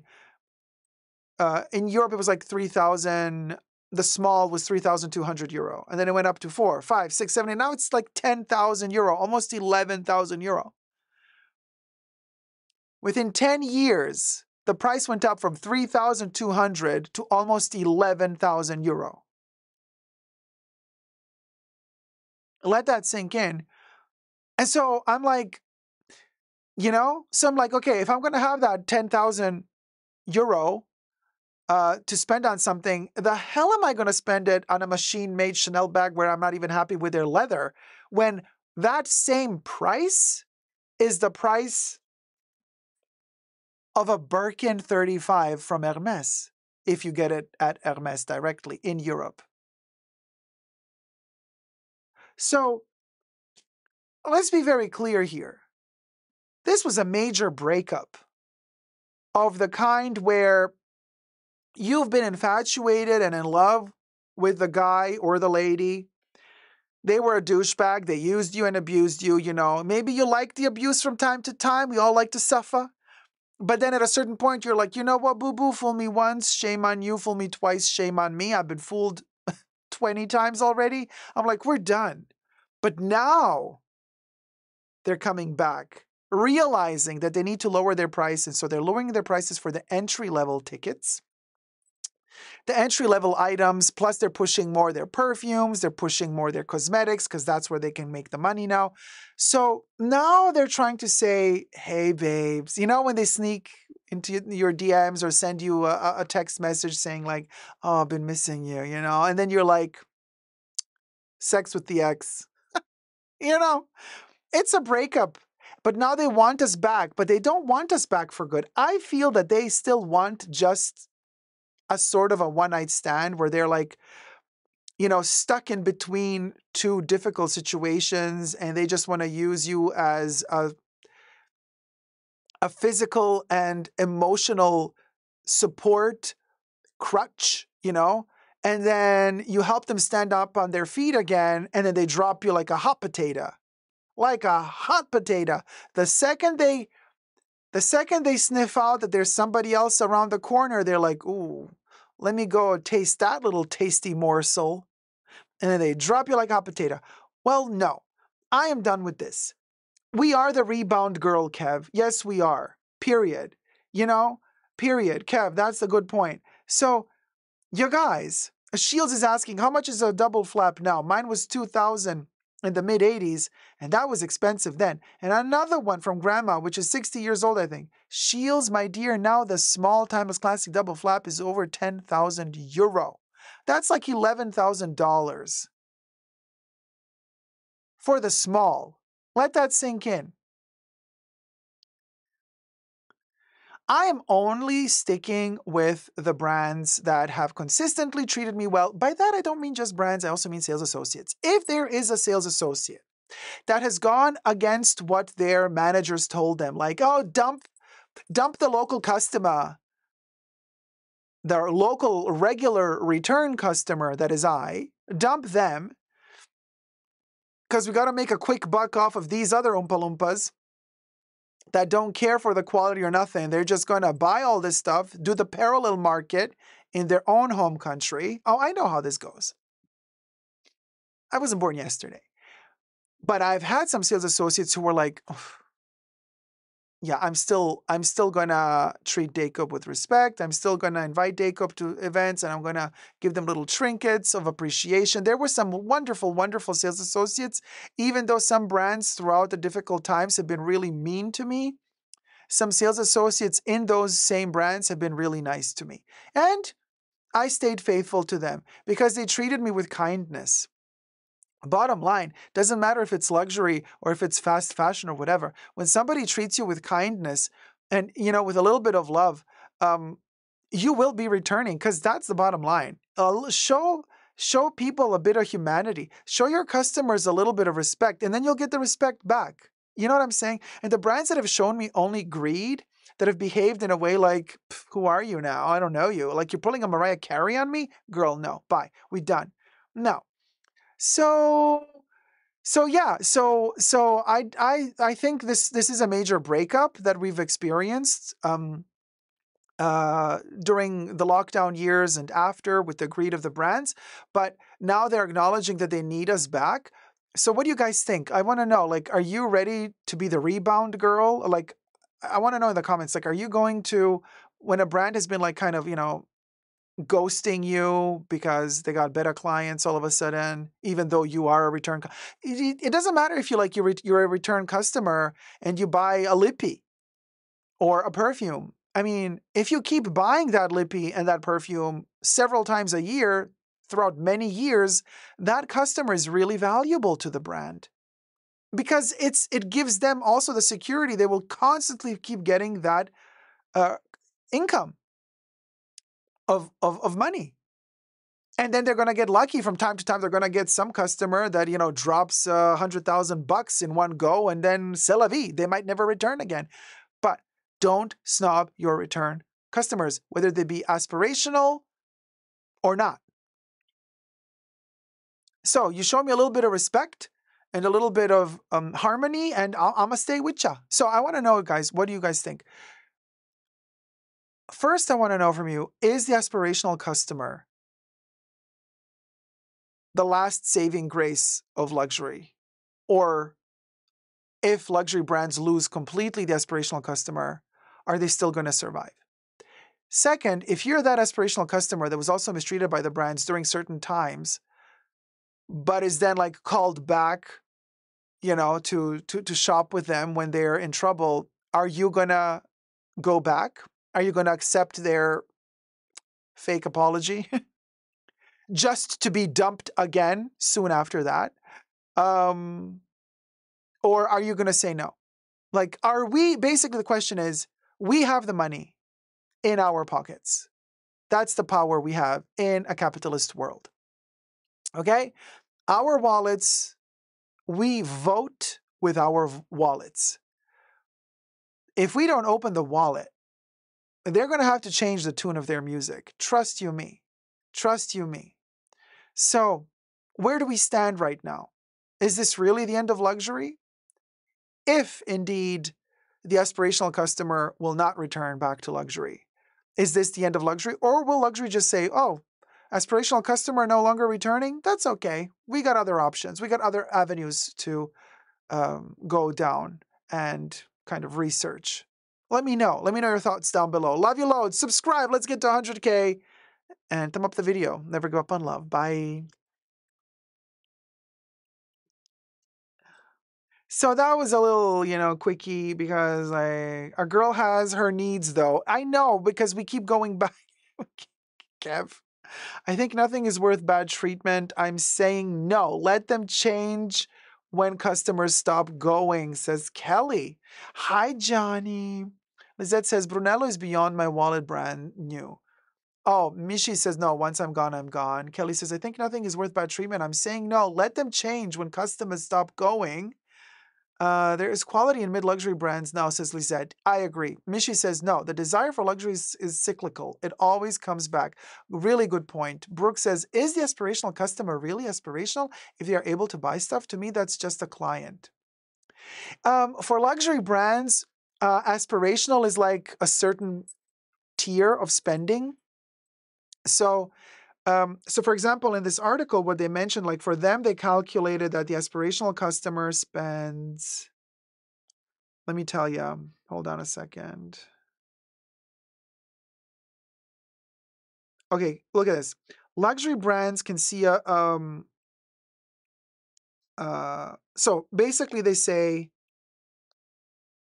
hold on, where is it?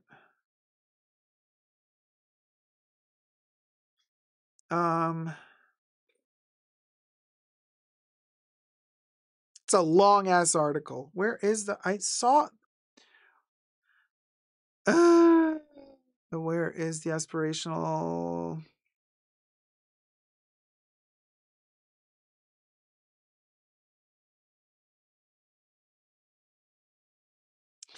So they say about 50 million customers were sidelined from the luxury goods market by 2024 as prices climbed roughly 20% since 2021.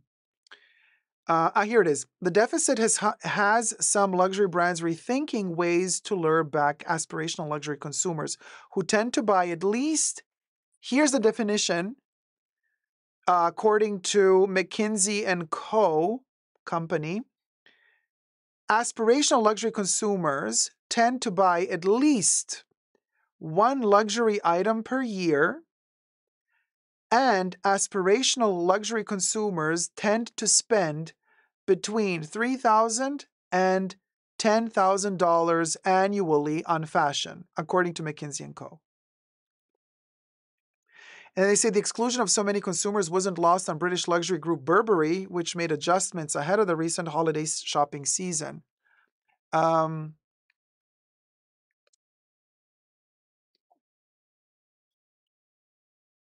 Xenia says aspirational equals casting the net wider to catch the small fish. I mean, so there you go. So according to McKinsey, it's and Co. So if you're buying at least one luxury item a year and you're spending between $3,000 and $10,000 a year, that's aspirational. They fired a CEO. They hired a new one, Teresa, at Burberry. But here's the thing, you guys. Sean is like, how many clothes is it normal to have? Depends on what you need them for. What's your lifestyle? Jackie says, why I don't even qualify for aspirational. Well, here's the thing. One item alone can cost you way more than $10,000. You could be buying small leather goods. You could be buying perfumes. Yeah, those, it's harder to reach $3,000 to $10,000 if you're buying perfumes. I mean, well, not really. Nowadays, even with perfumes, you're really quick. I mean, if you're buying luxury perfumes, you're really quickly up there in the 3,000 mark, and then you reach your aspirational. But this is according to them. I'm not saying that according to me that's aspirational. I'm just reading to you what McKinsey & Co. are saying. For them, aspirational customers spend between $3,000 and $10,000 a year and buy at least one luxury item a year. What is aspirational to me? I think it can be less than that. I think it can definitely be less than that. We have 204 likes. Let's get to 300 likes. Hi, Kaz. How's it going? 5'0" in the chat, y'all. Teresa says, my husband asks me that question daily. A girl must always be. Mishi says, I think that's high. Dacob Stowe donated $5. Thanks for moisturizing me today. I want to be in the Gucci loafers. Dacob Stowe is very, very grateful for being moisturized. Thank you, Dacob Stowe. And actually, we had Dacob's big toe. Now it's just Dacob's toe. Because it's a different toe. It's a different toe. Thank you, Dacob's toe. Hold on, let me...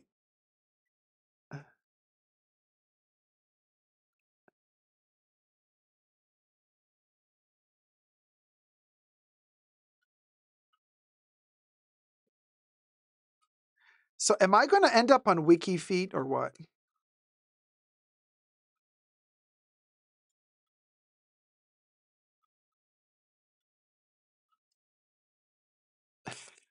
Dacob Stowe. Oh, what do you know? So that's that. Sean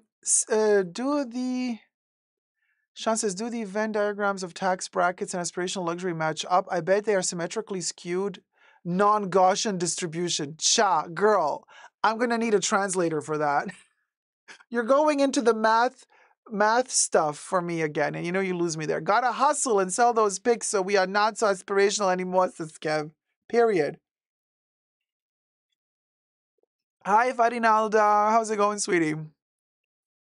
Lizette says, I don't buy much from Hermes at Hermes, but I buy one balm or boots, but buy resale because I'm not willing to be mistreated in DC boutique. Ah, I see. Sales associates were not that good? Oh, also, what the article says is that the brands are also trying to invite aspirational customers back in by educating their sales associates to treat customers better and to tailor a more gentle shopping experience with their customers, with their aspirational customers. and then they mentioned the example, by, for example, offering you beverages when you enter. I'm like, this is so funny. This used to be the norm back in the day. But then at a certain point during the lockdown years and after, when they all got really greedy, they stopped offering you beverages. Do you remember how many people were complaining online saying like, oh my God, they didn't even offer me a bottle of water when I went to the boutique. Like, why are they so stingy? It used to be champagne in the past, right?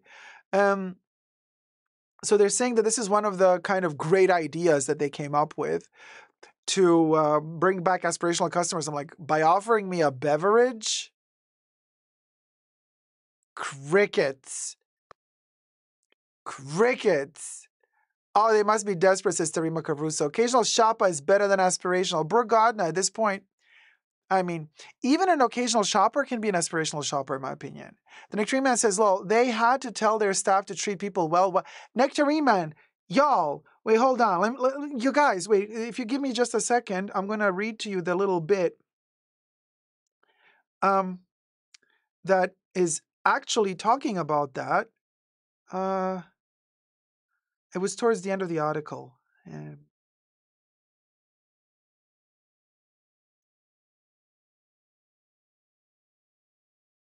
Winning, okay. So the part of the article that I'm going to read to you is from the chapter called Winning Consumers Over in Store. And they say high prices for luxury products and this is, by the way, from CNN Business. High prices for luxury products and economic insecurities have aspirational luxury consumers choosing between fast fashion or high-end luxury. Cherise said, and Cherise, they mentioned early on in the article who Cherise is, and now we missed that moment, whatever.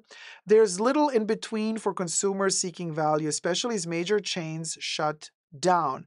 There are two groups of aspirational luxury consumers luxury brands want to win over. Young professionals who will stay loyal as their spending power increases, and consumers who may never spend $5,000 on a handbag, but regularly buy lower-priced products. Grunberg said, and I don't know who Grunberg is. Okay. And then they say, what the brands are really trying to do is attract consumers. It's also about moving them throughout the categories into footwear, ready-to-wear, and fine jewelry, said Jeff Lindquist, a partner at Boston Consulting Group, where he works with the fashion and luxury team. Top luxury brands aren't going to start selling only affordable items, but experts expect these brands to cater to aspirational luxury shoppers by improving the in-store experience. Some brands have invested in e-commerce in the last few years, but are also making in-store changes like cutting customers' wait time in lines. Okay, so I forgot to mention this earlier. This is insane. So you're telling me that what you're offering me as a welcome back to a luxury store now is that I'm not going to have to wait 1 hour in line in front of the store anymore to enter? How vulgar. How vulgar. There was a time when nobody waited in front of the store. Like, what are you trying to tell me? This is so vile. Yeah, I see a line, I walk away immediately as well, Kev. And I say, some brands have invested in e-commerce. Okay, so, and then they say the in-store experience, and now we're getting to the point of the beverages. The in-store experience is where the brand story comes together and core messages of the brand and one-to-one customer relationships can develop. Some brands have invested in e-commerce in the last few years, but we are also making in-store changes like cutting customers' wait time in lines. They're investing in coaching sales associates to support experience in store, which includes welcoming customers and offering beverages. Now, you understand how crazy this is? Mind you, why am I saying crazy? It's not crazy to welcome your customer when they enter a store. It's not crazy to offer a beverage when they enter a store. What is crazy to me is that this used to be the norm just a couple of years ago, and it seems like we've all regressed and we've totally forgot about it. And it's become totally normal to not greet a customer when they enter a luxury store. It's become totally normal to not offer a customer anything to drink when they enter a luxury store. Like, we have regressed to the point where the sales associates, how many times have people that watch my channel who are either rich, wealthy customers, aspirational customers, whatever kind of customers, they would write to me messages, DMs, comments under my videos saying, Dacob, oh my God, I went to this boutique. They treated me terribly. I was standing there waiting for 1 hour. No sales associate dignified me with a single look, let alone, hello, may I help you? How can I help you? Nothing. Like, we're talking people entering the store, the boutique, and being snobbed, like invisible to the sales associates. Which, in many instances, people are writing me, like, I enter the store is empty, there's 3 sales associates in that corner over there, chit-chatting away, completely ignoring me. And I'm like, hello, I'm here. They're like, girl, ew. Okay, so now the luxury brands are like, so we have this great idea, you guys. We are now educating our sales associates to greet the customer when they come in. Fantastic. Okay. And we're going to offer them a beverage.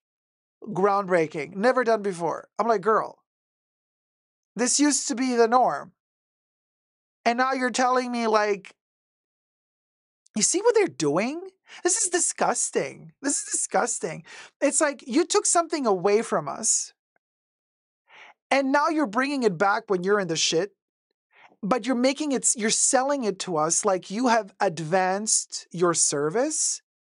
You have evolved your service towards your customers, when in reality, all you did was you took it away, you upped your prices, you did done fucked up, and now you brought it back again, this service, but you're calling it like innovation. I'm like, are you for real? Oh, so that service of saying hello to your customers and offering a beverage is what is going to excuse and justify your tremendous price increase. And I'm supposed to sit there like a baboon, being like, oh my God, this is amazing, you guys. The sales associate actually said hello to me. Like, girl, can you believe CNN Business reporting about this? No words, seriously, you guys. They probably think they're geniuses for going back to basic human decency, says Emotion Engine. Like, for real. I should have filmed this snippet too. Whatever. Somebody sent a tip. Why isn't it popping up? Oh, Minded Twang! Thank you so much, sweetie. Mida Twing donated $25. Wait, is it I Minded learned Twang? so much watching your videos. You are a wonderful, very smart and kind person. Love, love. Thank you so much, sweetie. Very kind of you. Thank you, thank you. I don't want to misspell the exact spelling. Minded Twang. Gotcha. What are we using on this color? So it is my de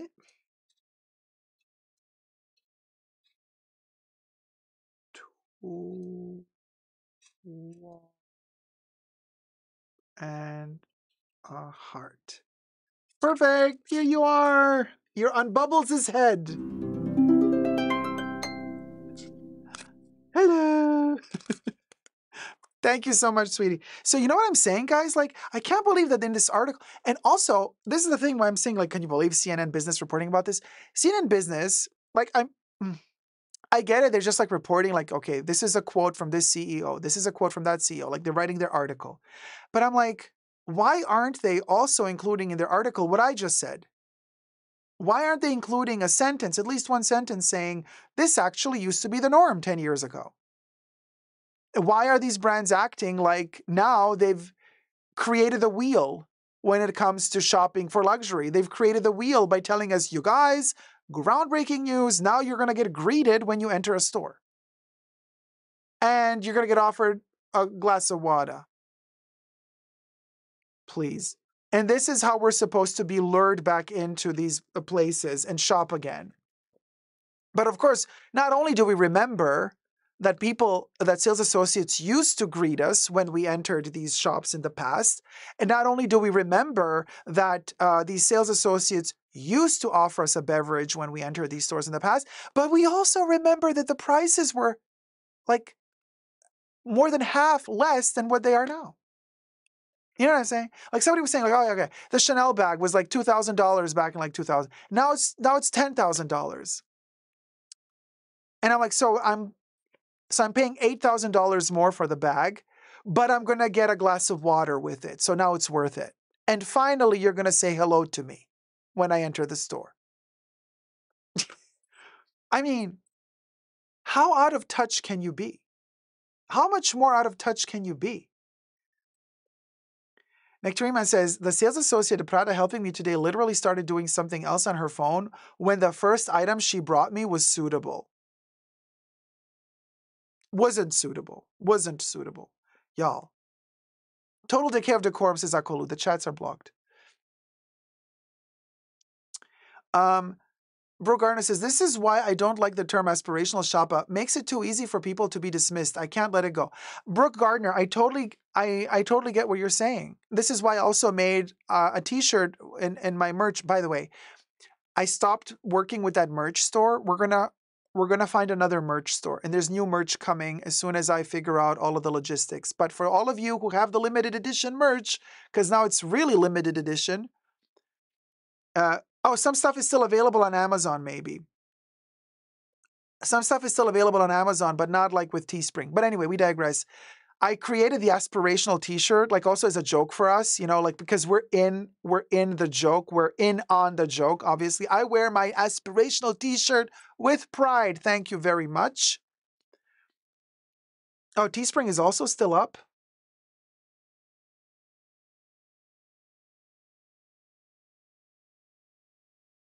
No, everything has to go.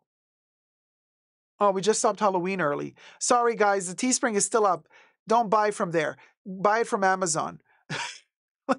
I'm very Vivienne Westwood right now. Vivienne Westwood would also always say, like, don't buy my stuff. Buy it only if you really love it. But yeah, no, I would only order from because Amazon, at least you know it's gonna arrive. With Teespring. Yeah, exactly, Kev. We should make a t-shirt. Don't buy my merch printed on the t-shirt. So anyway, but you guys, long story short, the aspirational t-shirts are amazing because we get it. It's an IYKYK moment.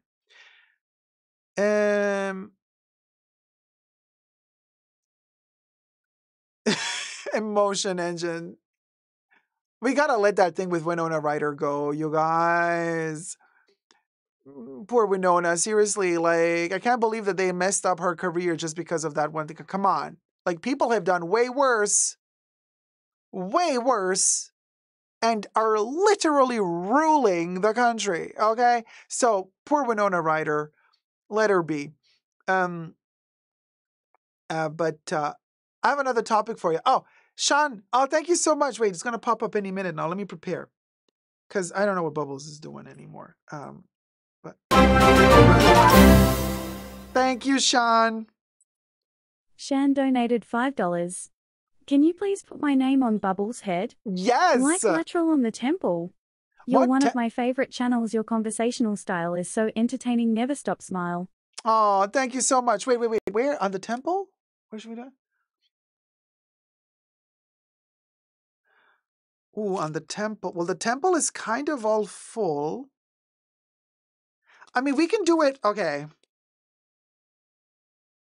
I mean, the temple would be here, so maybe I can do it here, as close as possible to the temple. How about that? But then I got to change color, because I don't want to have the same color next to each other. Hi, Debs. Good morning. Okay.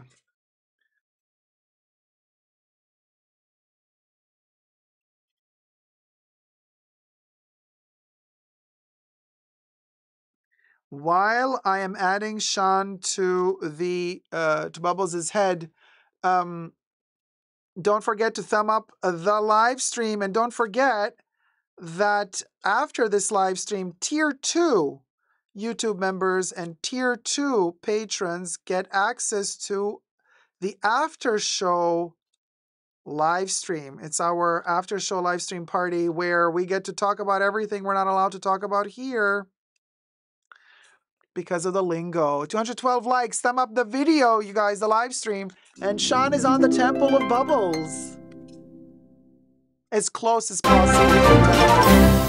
Adriana, thank you so much. Mwah. Adriana ZD donated $50. Hi Dacob, love the topics this week. Oh, thank you, very handsome Adriana. today. Thank you so much. Thank you for being so supportive always. Let me add you to Bubbles.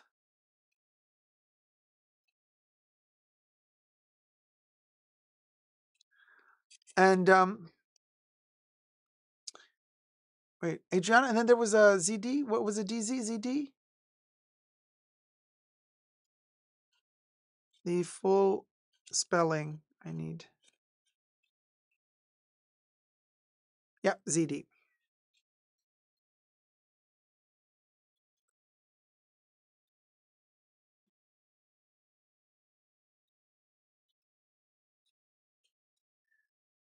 So,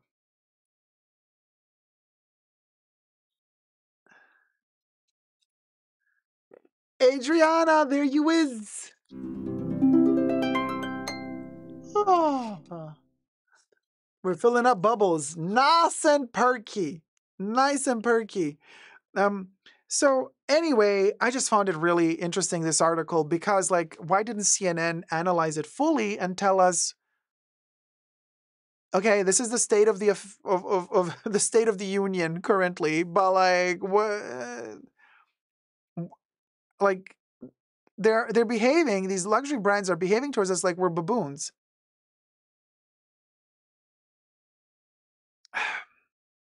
And I know somebody's going to watch this on replay and is going to write in the comment section, how dare you call out baboons? I love baboons. Ugh. God, this political correctness. It's draining the life force out of me. Oh my God. Okay. I got another topic for y'all. And here's the thing. So, done had hers is there. Top 7 luxury clothing brands in the world. You guys. Okay. So this one is a doozy because who I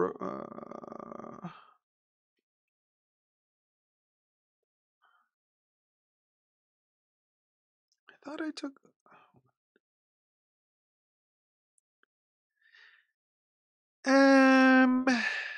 yeah. No, that's wrong. Shows. Oh, I see it. Okay.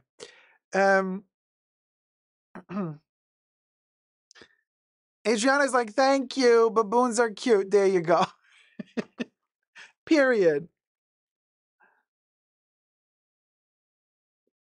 Kev, don't tell me Tim was top 5. No, here's the thing. Okay, let's do this. No, because of course we're worried. You know what I mean? But yeah. Okay. Yeah. So then, yeah.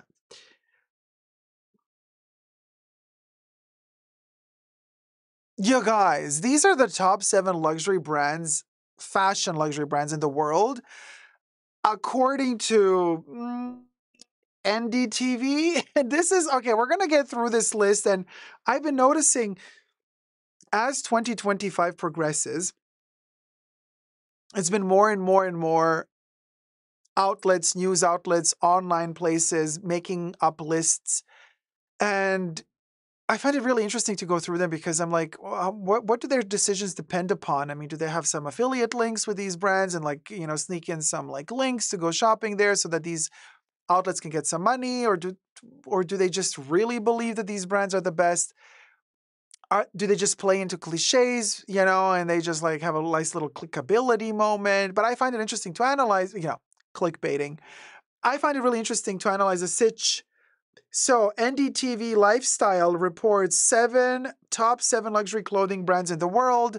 Let's get to it. And then I want to know from you guys also in the comments down below if you agree or disagree with this list. Of course, I'm going to give you my 2 cents for whatever they're worth as well. But subscribe to my channel first and foremost. Let's get to 100,000 subbies. We're almost there. I can almost smell it. Thank you everybody for subscribing so much and thumbing up the video. Everything I say in this video is for entertainment purposes only, not rooted in truths or facts. Everything's alleged and just my opinion. Okay? Okay. Yeah, we're good. We're good. You're kind and gentle algorithm, YouTube. Thank you. So, pole position. You best believe they're going to put the ratchetest one first. And I love how somebody actually said, before I tell you the brand, I made a video about this brand a couple of days ago. And somebody commented something hilarious under the video. Somebody said something to the effect of, and I'm paraphrasing here, this brand, that I'm about to mention to you, said, oh, this brand is not luxury. This brand is for the secretary, and you buy it as a gift to your secretary or to your lover, like the hookah. Now, here's the thing. And that brand is Louis Vuitton. Allegedly. But so NDTV put Louis Vuitton pole position, and they say Louis Vuitton is recognized as the world's leading luxury clothing brand. I'm like, girl, Louis Vuitton as the leading luxury clothing brand? Honey, boo-boo cha. Louis Vuitton didn't even make clothes up until a couple of years ago. And I love how Bernard Arnault pushed LV more and more, the narrative of clothing and leather bags and leather goods. And they're pushing more and more away from their heritage, which is travel luggage, travel accessories, luxury travel. No, now LV wants to position themselves as the luxury clothing brand. I'm like, for real? Girl, who are you kidding? I'm sorry, Louis Vuitton, I'm never going to buy your clothes. Well, never say never, but I have never thus far bought your clothes. Because if I go to Louis Vuitton to buy something, well, currently nothing. You don't deserve my money, Louis. Not with what Bernard Arnault has been doing politically and stuff like that. No. Sorry, honey boo boo cha. The only power I have is my wallet, and I ain't giving you my money. Thank you. But we digress. So they write here, Louis Vuitton is recognized as the world's leading luxury clothing brand, offering iconic handbags, accessories, and ready-to-wear collections, among other premium items. Not one single mention about travel, luxury travel goods. Nothing. Louis Vuitton, I guess the person who wrote this article is like super young probably. I guess like the new generation doesn't perceive, and this is the shocker here to me, the young generations don't perceive Louis Vuitton anymore as a luxury travel brand. Gone. They have erased it completely out of the heritage of the brand. Now, when people discover Louis Vuitton, they discover it as a street style brand. Pharrell Williams creating hip-hop clothes with some tacky ass bags to go with it. But there's no more, like the first thing that comes to mind to the new generation when they think about Louis Vuitton is not travel. On the Orient Express, by the way, LVMH also purchased the Orient Express. You can't even go on the Orient Express anymore without giving Bernie extra money. By Bernie, I mean Bernard Arnault. But, thinking about Agatha Christie books, traveling in style, Poirot in the 20s with the Louis Vuitton luggage pieces, on the Orient Express, on the Nile, in the Karnak, going through the desert on camels with extra suitcases and trunks. That's this romanticized vision of traveling with Louis Vuitton that I have. When I think about Louis Vuitton, that's what I think about. Or I also think about Troop Beverly Hills with Shelley Long, because they went into nature with all of their Louis Vuitton suitcases, and Giorgio Beverly Hills, but we digress. But I don't think, when you tell me Louis Vuitton, I don't think about Pharrell Williams hip hop clothes. Like, seriously, no. So you tell me Louis Vuitton, I think about my Speedy that I use to travel, all my travel goods that help me when I'm traveling, my Poche Toilette 15, the 19, the 26, my Keepall luggage. Like, that's Louis Vuitton to me. My beauty cases, that's Louis Vuitton to me. But thank you, Louis, for offering me to buy your clothes. Thank you, but no thank you. I'm going to buy my clothes elsewhere. All right.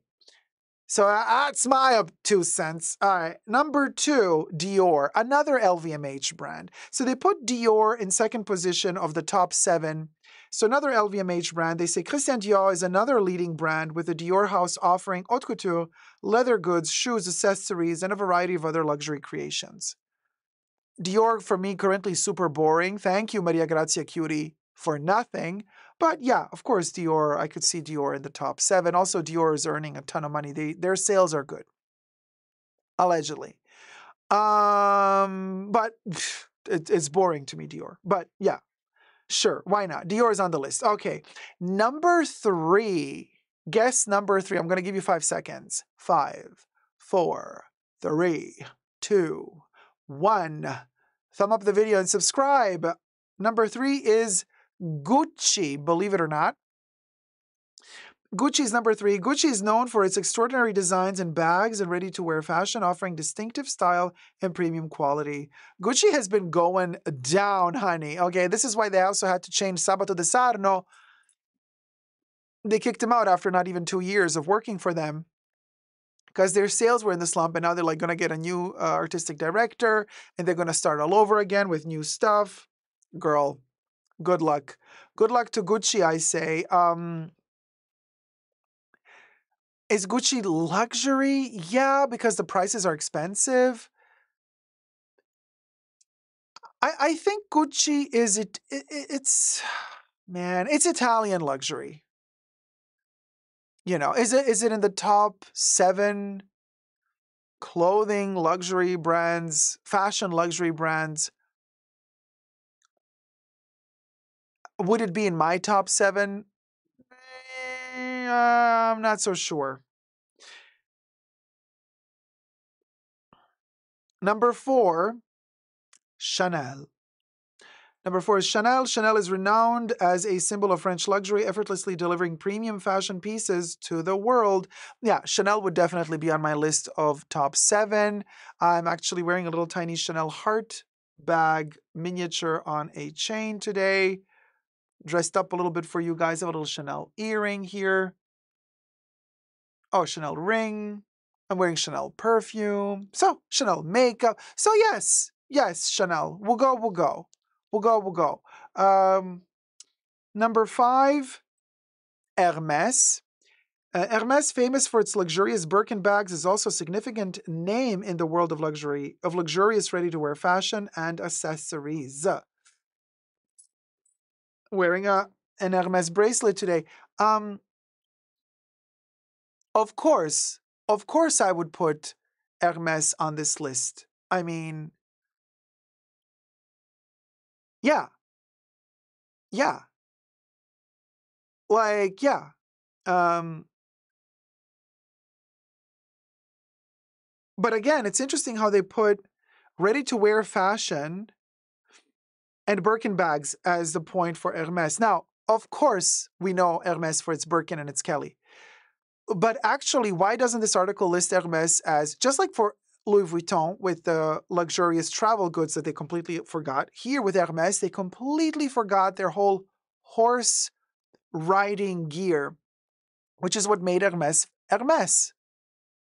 And don't forget also, even the Birkin itself is a further development of the Huck bag, Haute Courrier, which is technically a bag made a little bit longer and deeper to carry your horse riding boots inside of it. So this used to be slightly different shape, okay? It's to carry your boots. After you're done horse riding, you put your boots in this bag and you go back home. I mean, why don't they mention this? Like they lost their heritage. I mean, Hermes has not lost its heritage. Hermes is doing a wonderful job, in my opinion, to preserve its heritage, and they have a beautiful way of respecting and showcasing their pride in all of their work with horses and all of their, horse riding heritage. And the classical approach to it is super elegant. And I love that. But a lot of people who talk about Hermes forget that. All they think about when they think about Hermes is, the Birkin and, the shoes. No, there's much more to Hermes than that. And if you really, really love Hermes, you're going to you have to be infatuated by their horse heritage. You have to be.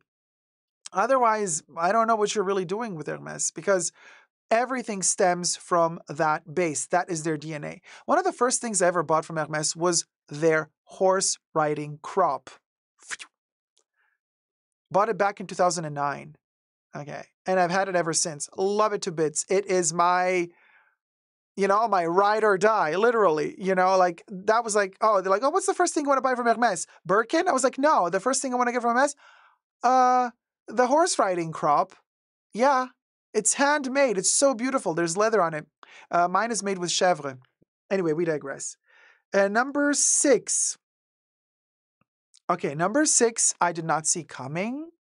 But I think the article wanted to make it as international as possible, because thus far we've only had French and Italian brands. Now they added an American brand to the mix. Ralph Lauren. Like, really? Are we going to put Ralph Lauren in the top 7 of the world? Like, okay. Ralph Lauren. Well, what do you know? Ralph Lauren, they say, perfectly blends sophistication with style, creating its place as a leader in global luxury fashion with collections that are worth a purchase. I'm like,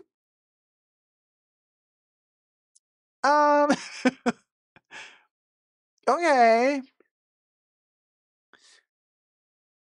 Priestess Shakti's like, that's weird. What? Lucy M says, I think Michael Kors would get it over Ralph. I live stream several times a week on my main Super Dacob channel, you guys. And I'm live streaming this as I'm filming it in front of a live virtual audience, hence why I'm reading the live chat. So subscribe to my channel and, come join me in my live streams and partake in the live chats. It's interactive. So, interesting, right? That store is always empty, says Lisette. Oh no, poor Ralph Lauren. Plus, Ralph Lauren has a ton of outlets. The shade. But yes, Tarima Caruso is like, can't you see the changes lately with Ralph Lauren? Yeah, they're trying to go back to their 90s and 80s glory. Ralph Lauren is doing better. I agree. But like, are we going to put Ralph Lauren in the top 7 luxury brands of the world? The top 7? Really? Okay.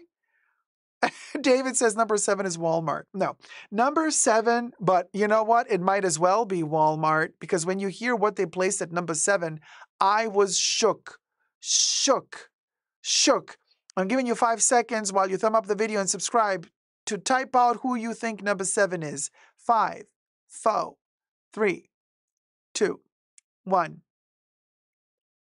It's not Zara. It's not TJ Maxx. It's not Prada. Everybody's like, Uniqlo. No. Black Label, Versace. No. They actually dared. No, it's not YSL. It's not Fendi. They dared to put Balenciaga on the top 7 luxury brands of the world. Yeah. I know. Johnny's like, what? Tarima Caruso is like, no. Yeah. Balenciaga is on their top 7 luxury clothing brands in the world. And they say, Balenciaga is yet another fashion label known for its innovative designs and modern approach to luxury fashion. You see, this is why I say luxury is dead. This is why I say fashion is dead. Because like, if this is going to be our list, if this is who we're going to put on a top 7 list, Kev is like, not even Bottega Veneta? Karen gave up. Kev. Like, okay, so on my list, I would put Vivienne Westwood. I'm sorry. Her prices are not super expensive, but to me, she's luxury in the mind. Vivienne Westwood, Yohji Yamamoto, Chanel, Hermes, for sure. These four would go on my list. Then I would put,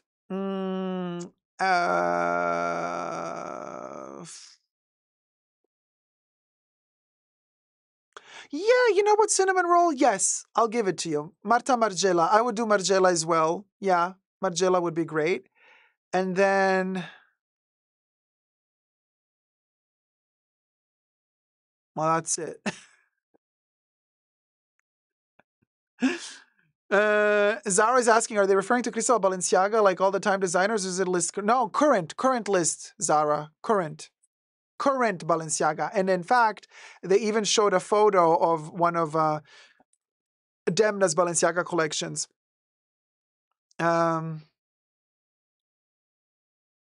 Jason says, yeah, I will say Balenciaga is doing what Gucci used to do under Alexandra. Under Tom Ford, you mean? Or what do you mean? They know their lane and stick with it. Hypebeasts still eat that shit up. Yeah, Hypebeasts. Hypebeasts, we also have to make a whole other video about how Hypebeasts have literally sealed the nail in the coffin of fashion. You know, Hypebeasts. I think those, even more than Instagrammers and social media influencers, I think the Hypebeast movement has nuked into oblivion the fashion world. Like, you wanted that nail in the coffin? It's the Hypebeast movement. Let me know your thoughts and prayers down below. Love you loads. Subscribe. And thumb up this video. Take care. Bye.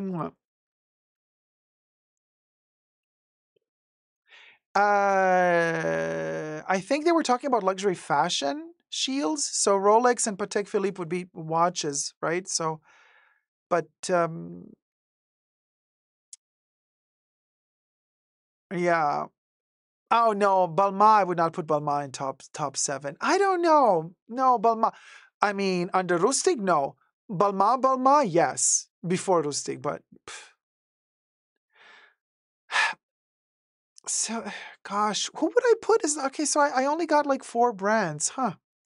5. Kev says, call me a hater, but those athletes in head to toe LVMH brands for the press die in ferret during the Olympics. Flowing Flowers, thank you so much. Flowing Flowers donated $25. I love your in-depth knowledge of Chanel perfumes and history, and you are a riot. I bought the 4ml set a few years ago, and because of you I am exploring and enjoying more of them, plus purchasing more Chanel fragrances because of you, but within budget. Thank you so much, Flowing Flowers. A beautiful name.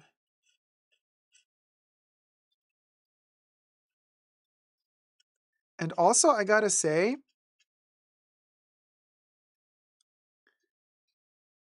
Chanel perfumes are the best. So biased, but then it's easy to be biased when the quality is just there. I mean, they really, and I don't know if they're going to ever give up on their perfume quality. I hope they won't, but if they ever do, I will be devastated. Flowing Flowers. Thank you so much, sweetie.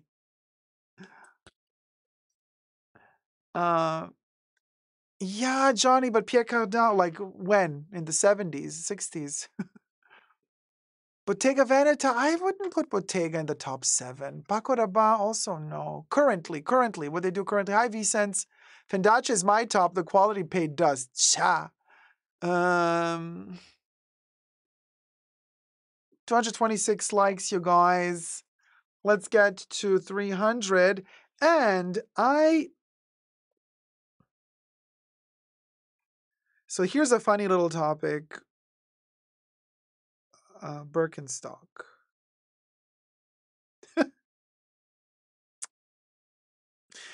So you guys, let me show you. So thumb up the live stream and thank you so much for tipping your host. Here goes. We'll go. You know, Blasi, yeah, we'll try to get his grubby paws on the perfume. Oh my God, Kev. No, please. I mean, I hope that Olivier Polge is going to withstand his backstabbiness and is going to maintain his control over the perfumes. Cinnamon Roll says, honestly, Celine has become way worse in terms of quality. I used to have a bag from Celine, the double knot. My mom gave it to me, and the leather was as good as the Hermes one. Not today anymore, though.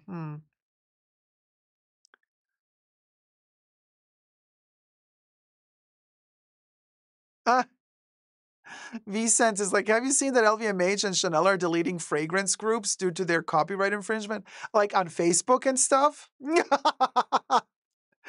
Well, I mean, yeah. Well, they all got a taste of their medicine. That's what Chanel did to me on my Insta account, like back in 2020 or 2021. Um, you gotta know how to do it properly so that they don't take you down. And they didn't know how to do it properly, so they got taken down. So here you go. Um, you gotta know, because they're gonna come for you with especially on Meta products like Facebook and Instagram, which both belong to Zuckerberg. So here's the thing.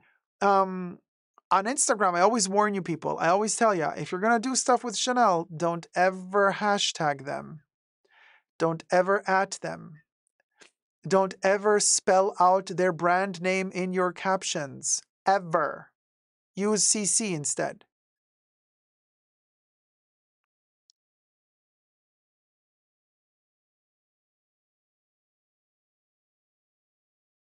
That's it. Yeah, Priestess. Yeah, Chanel is like. Vicent.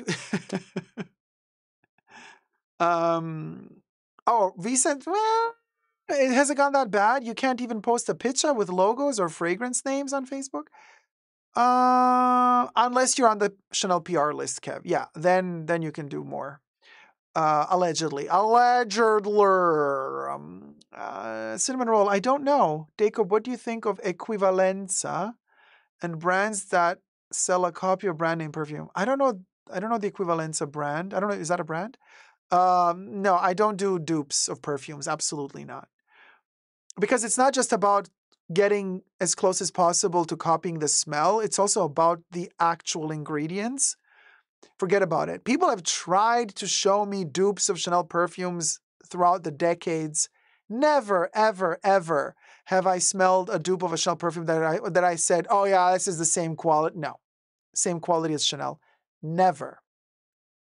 Never. And I've smelled Chanel perfumes for decades. So for me, I'm like a sommelier of Chanel perfumes, like the smallest, tiniest difference in some ingredient and I will sniff it out like a truffle pig. Like a truffle pig. I will sniff it out and I will tell you, this is not it, babes.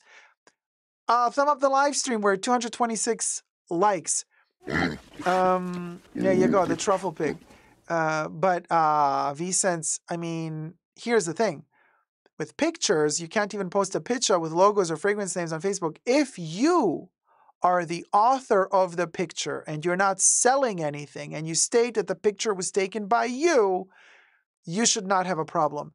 If you are sharing pictures that the brand took themselves or vintage pictures taken out of books, taken out of magazines, or scanning those images, publishing those, posting those, then you can get in trouble.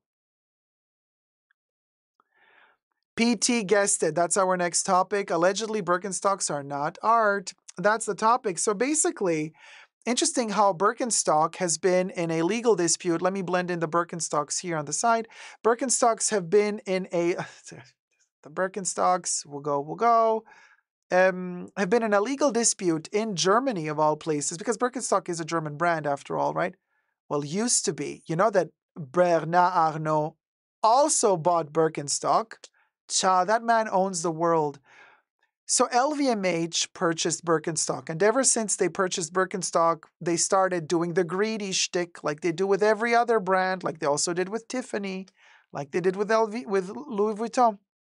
They started upping the prices, upping the prices, upping the prices, and suing everybody who made a shoe that looks like this. So in 2023, they started a legal dispute with all of the dupes, with all of the shoes that looks, with basically they started a legal dispute in Germany with every sandal manufacturer because Germans, that's their sandal. Okay, that's how they live. Okay. I see the Germans in the chats coming for me. But no, I love you, Germany. Here's the thing. A German court has just ruled. Okay, so LVMH tried to, I kid you not, LVMH tried to get, in Germany, to get the Birkenstocks declared as art. Let that sink in. The Birkenstock as art. Okay. So obviously the German courts were like, oh, we'll go, sha baby. We'll go. Okay. We won't bone yesterday.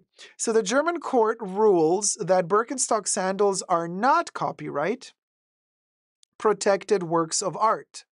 According to a German court ruling, Birkenstocks fail to meet the legal definition of works of art. Law dispute since 2023. I mean, yeah, guys. And then, no. I mean, where's the thing? Did I take a screenshot? Thought I took a screenshot. I did. So they say a level of design must, okay, so for copyright protection, the Germans said, a level of design must be achieved that reveals individuality.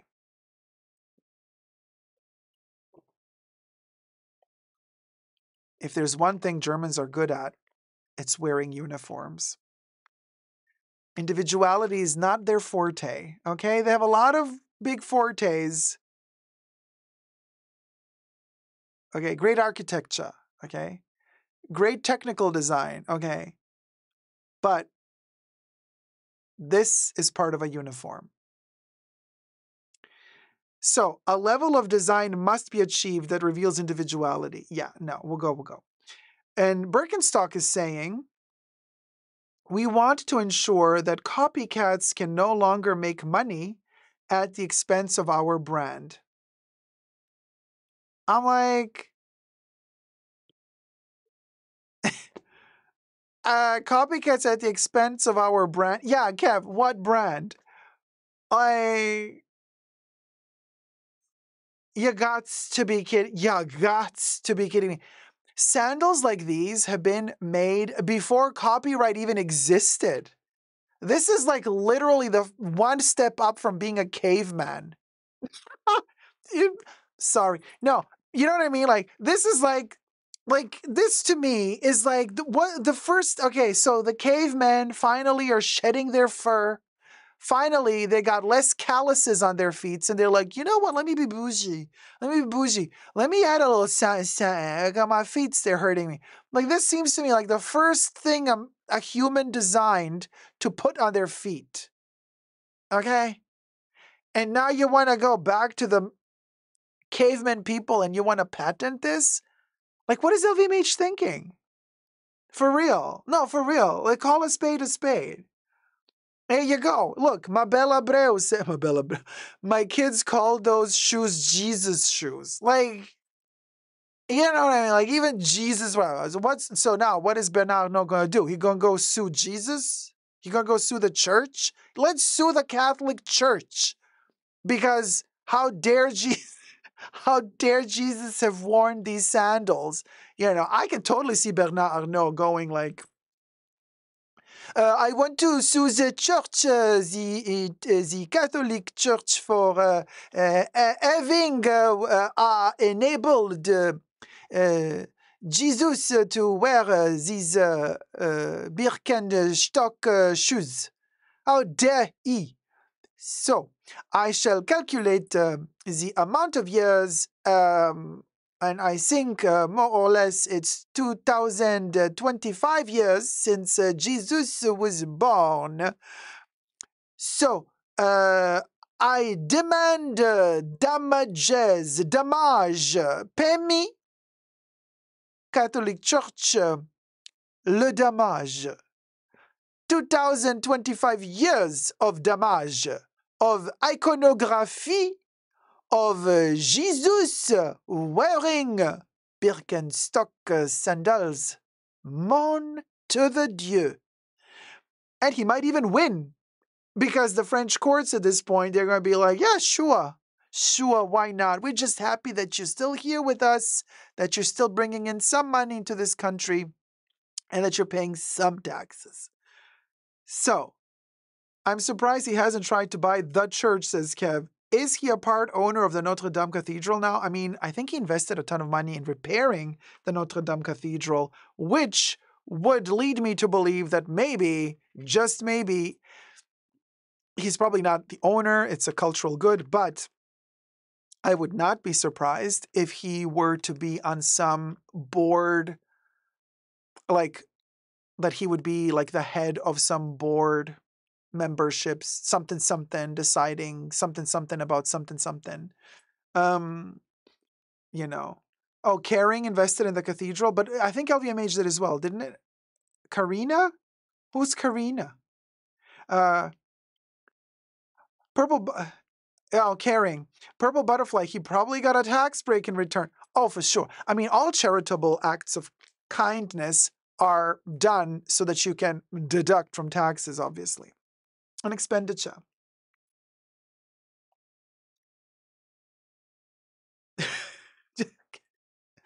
Yeah, with the socks. Wear these with socks and go with God. Yeah. All right. Thank you. Can we please? I can't. All right. Be sure to become a Tier 2 member and a Tier 2 patron to join us in the after show, because we're going to have a live stream after this stream today. But for now, thank you, mods, for keeping us safe. I hope you had fun today, guys. Hit it, Bubbles. A special thanks to the mods in the fashion bunker. That's Mahora, Audrey, H, Gloria, Kev, Nicole, and Terry. Bubbles loves you. Thank you, mods. Les mods. And don't forget to join us in the after show. We'll go.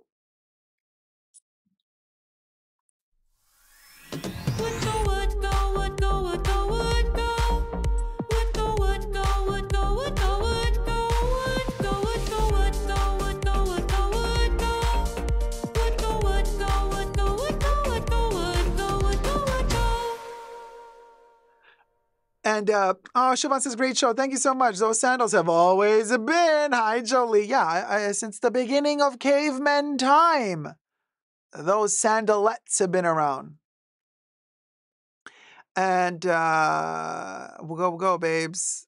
Thank you, everybody, so much for tuning in and watching. I want to say Living Ferret is next.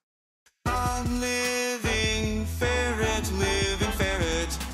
Living ferret, living ferret, living ferret, living ferret.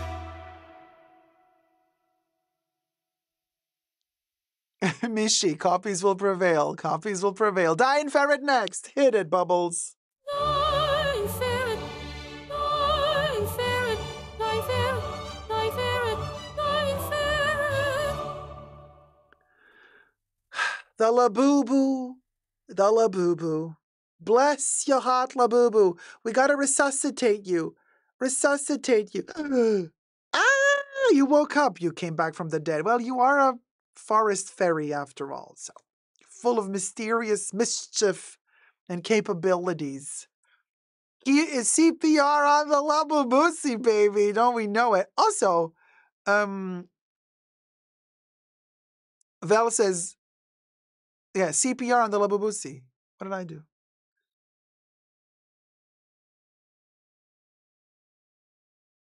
Yeah?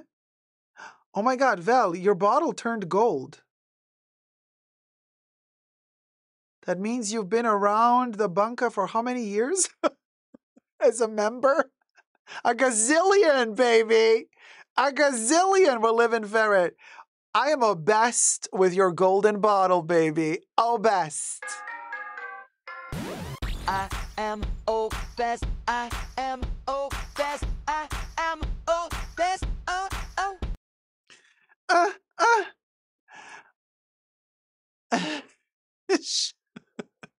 48 months member, baby. Oh my God, Vel, honey. Yes, Quinn. Quinn. I knew something was nibbling on my foot. And of course, we're worried. But also, it was Linda. Hi, Linda. How's it going? So listen, you can't keep biting my foot while I'm performing the lives. Listen, Linda. No, Linda. No.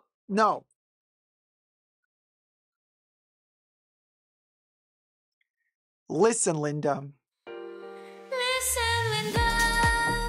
Listen, Linda. Listen, Linda. Jackie's like, I want a gold bottle. How long have I been a member? How can I find out? So, yeah, Kev, gold comes after squirting. Yep. After you've creamed your gold, baby. Yeah, Linda, the caveman shoes, baby.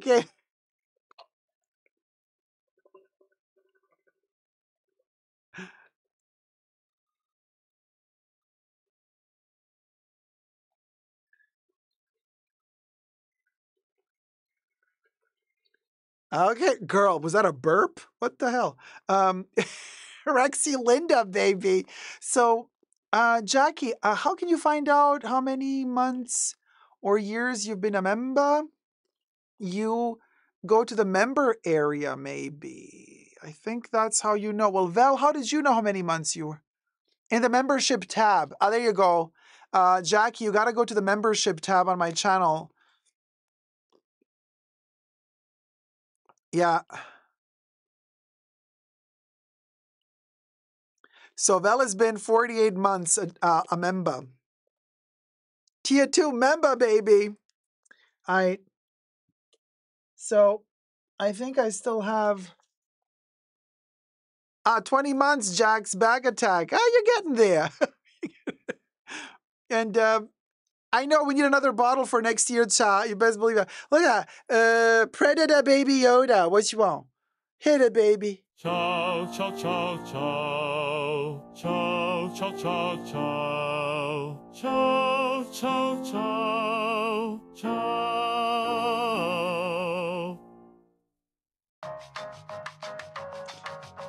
And Sarah S. gifted 5 Super Dacob memberships. Thank you so much, Sarah. Naru was gifted a membership by Sarah S.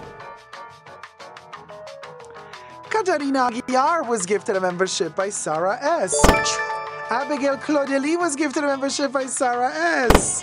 Elva Pieper was gifted a membership by Sarah S. And then the 5th one is hiding. Sometimes they no, there it is. Rock and Roses was gifted a membership by Sarah S. Thank you so much, Sarah S, for being so kind and generous and gifting 5 Super Dacob memberships. And welcome to all the new Tier 1 members. Start using your special emojis. But for all my Tier 2 members and Tier 2 patrons, get ready for the after show where we finally get to talk about what we can now. We'll go talking to, we love you, YouTube. We love you, kind and gentle algorithm. As Wendy Williams would say, grab a snack and come on back for the after show party or more. And we're ready for Nectarine Man's storytelling time. Oh my God, so juicy. Love you loads, guys. Thank you so much for your love and support. It really means the world to me, especially in these hard times, that we get to have some humanity and empathy, and then we get to share some, love together, even if it's just for a couple of hours, a couple of times a week. It really means the world. Thank you so, so much.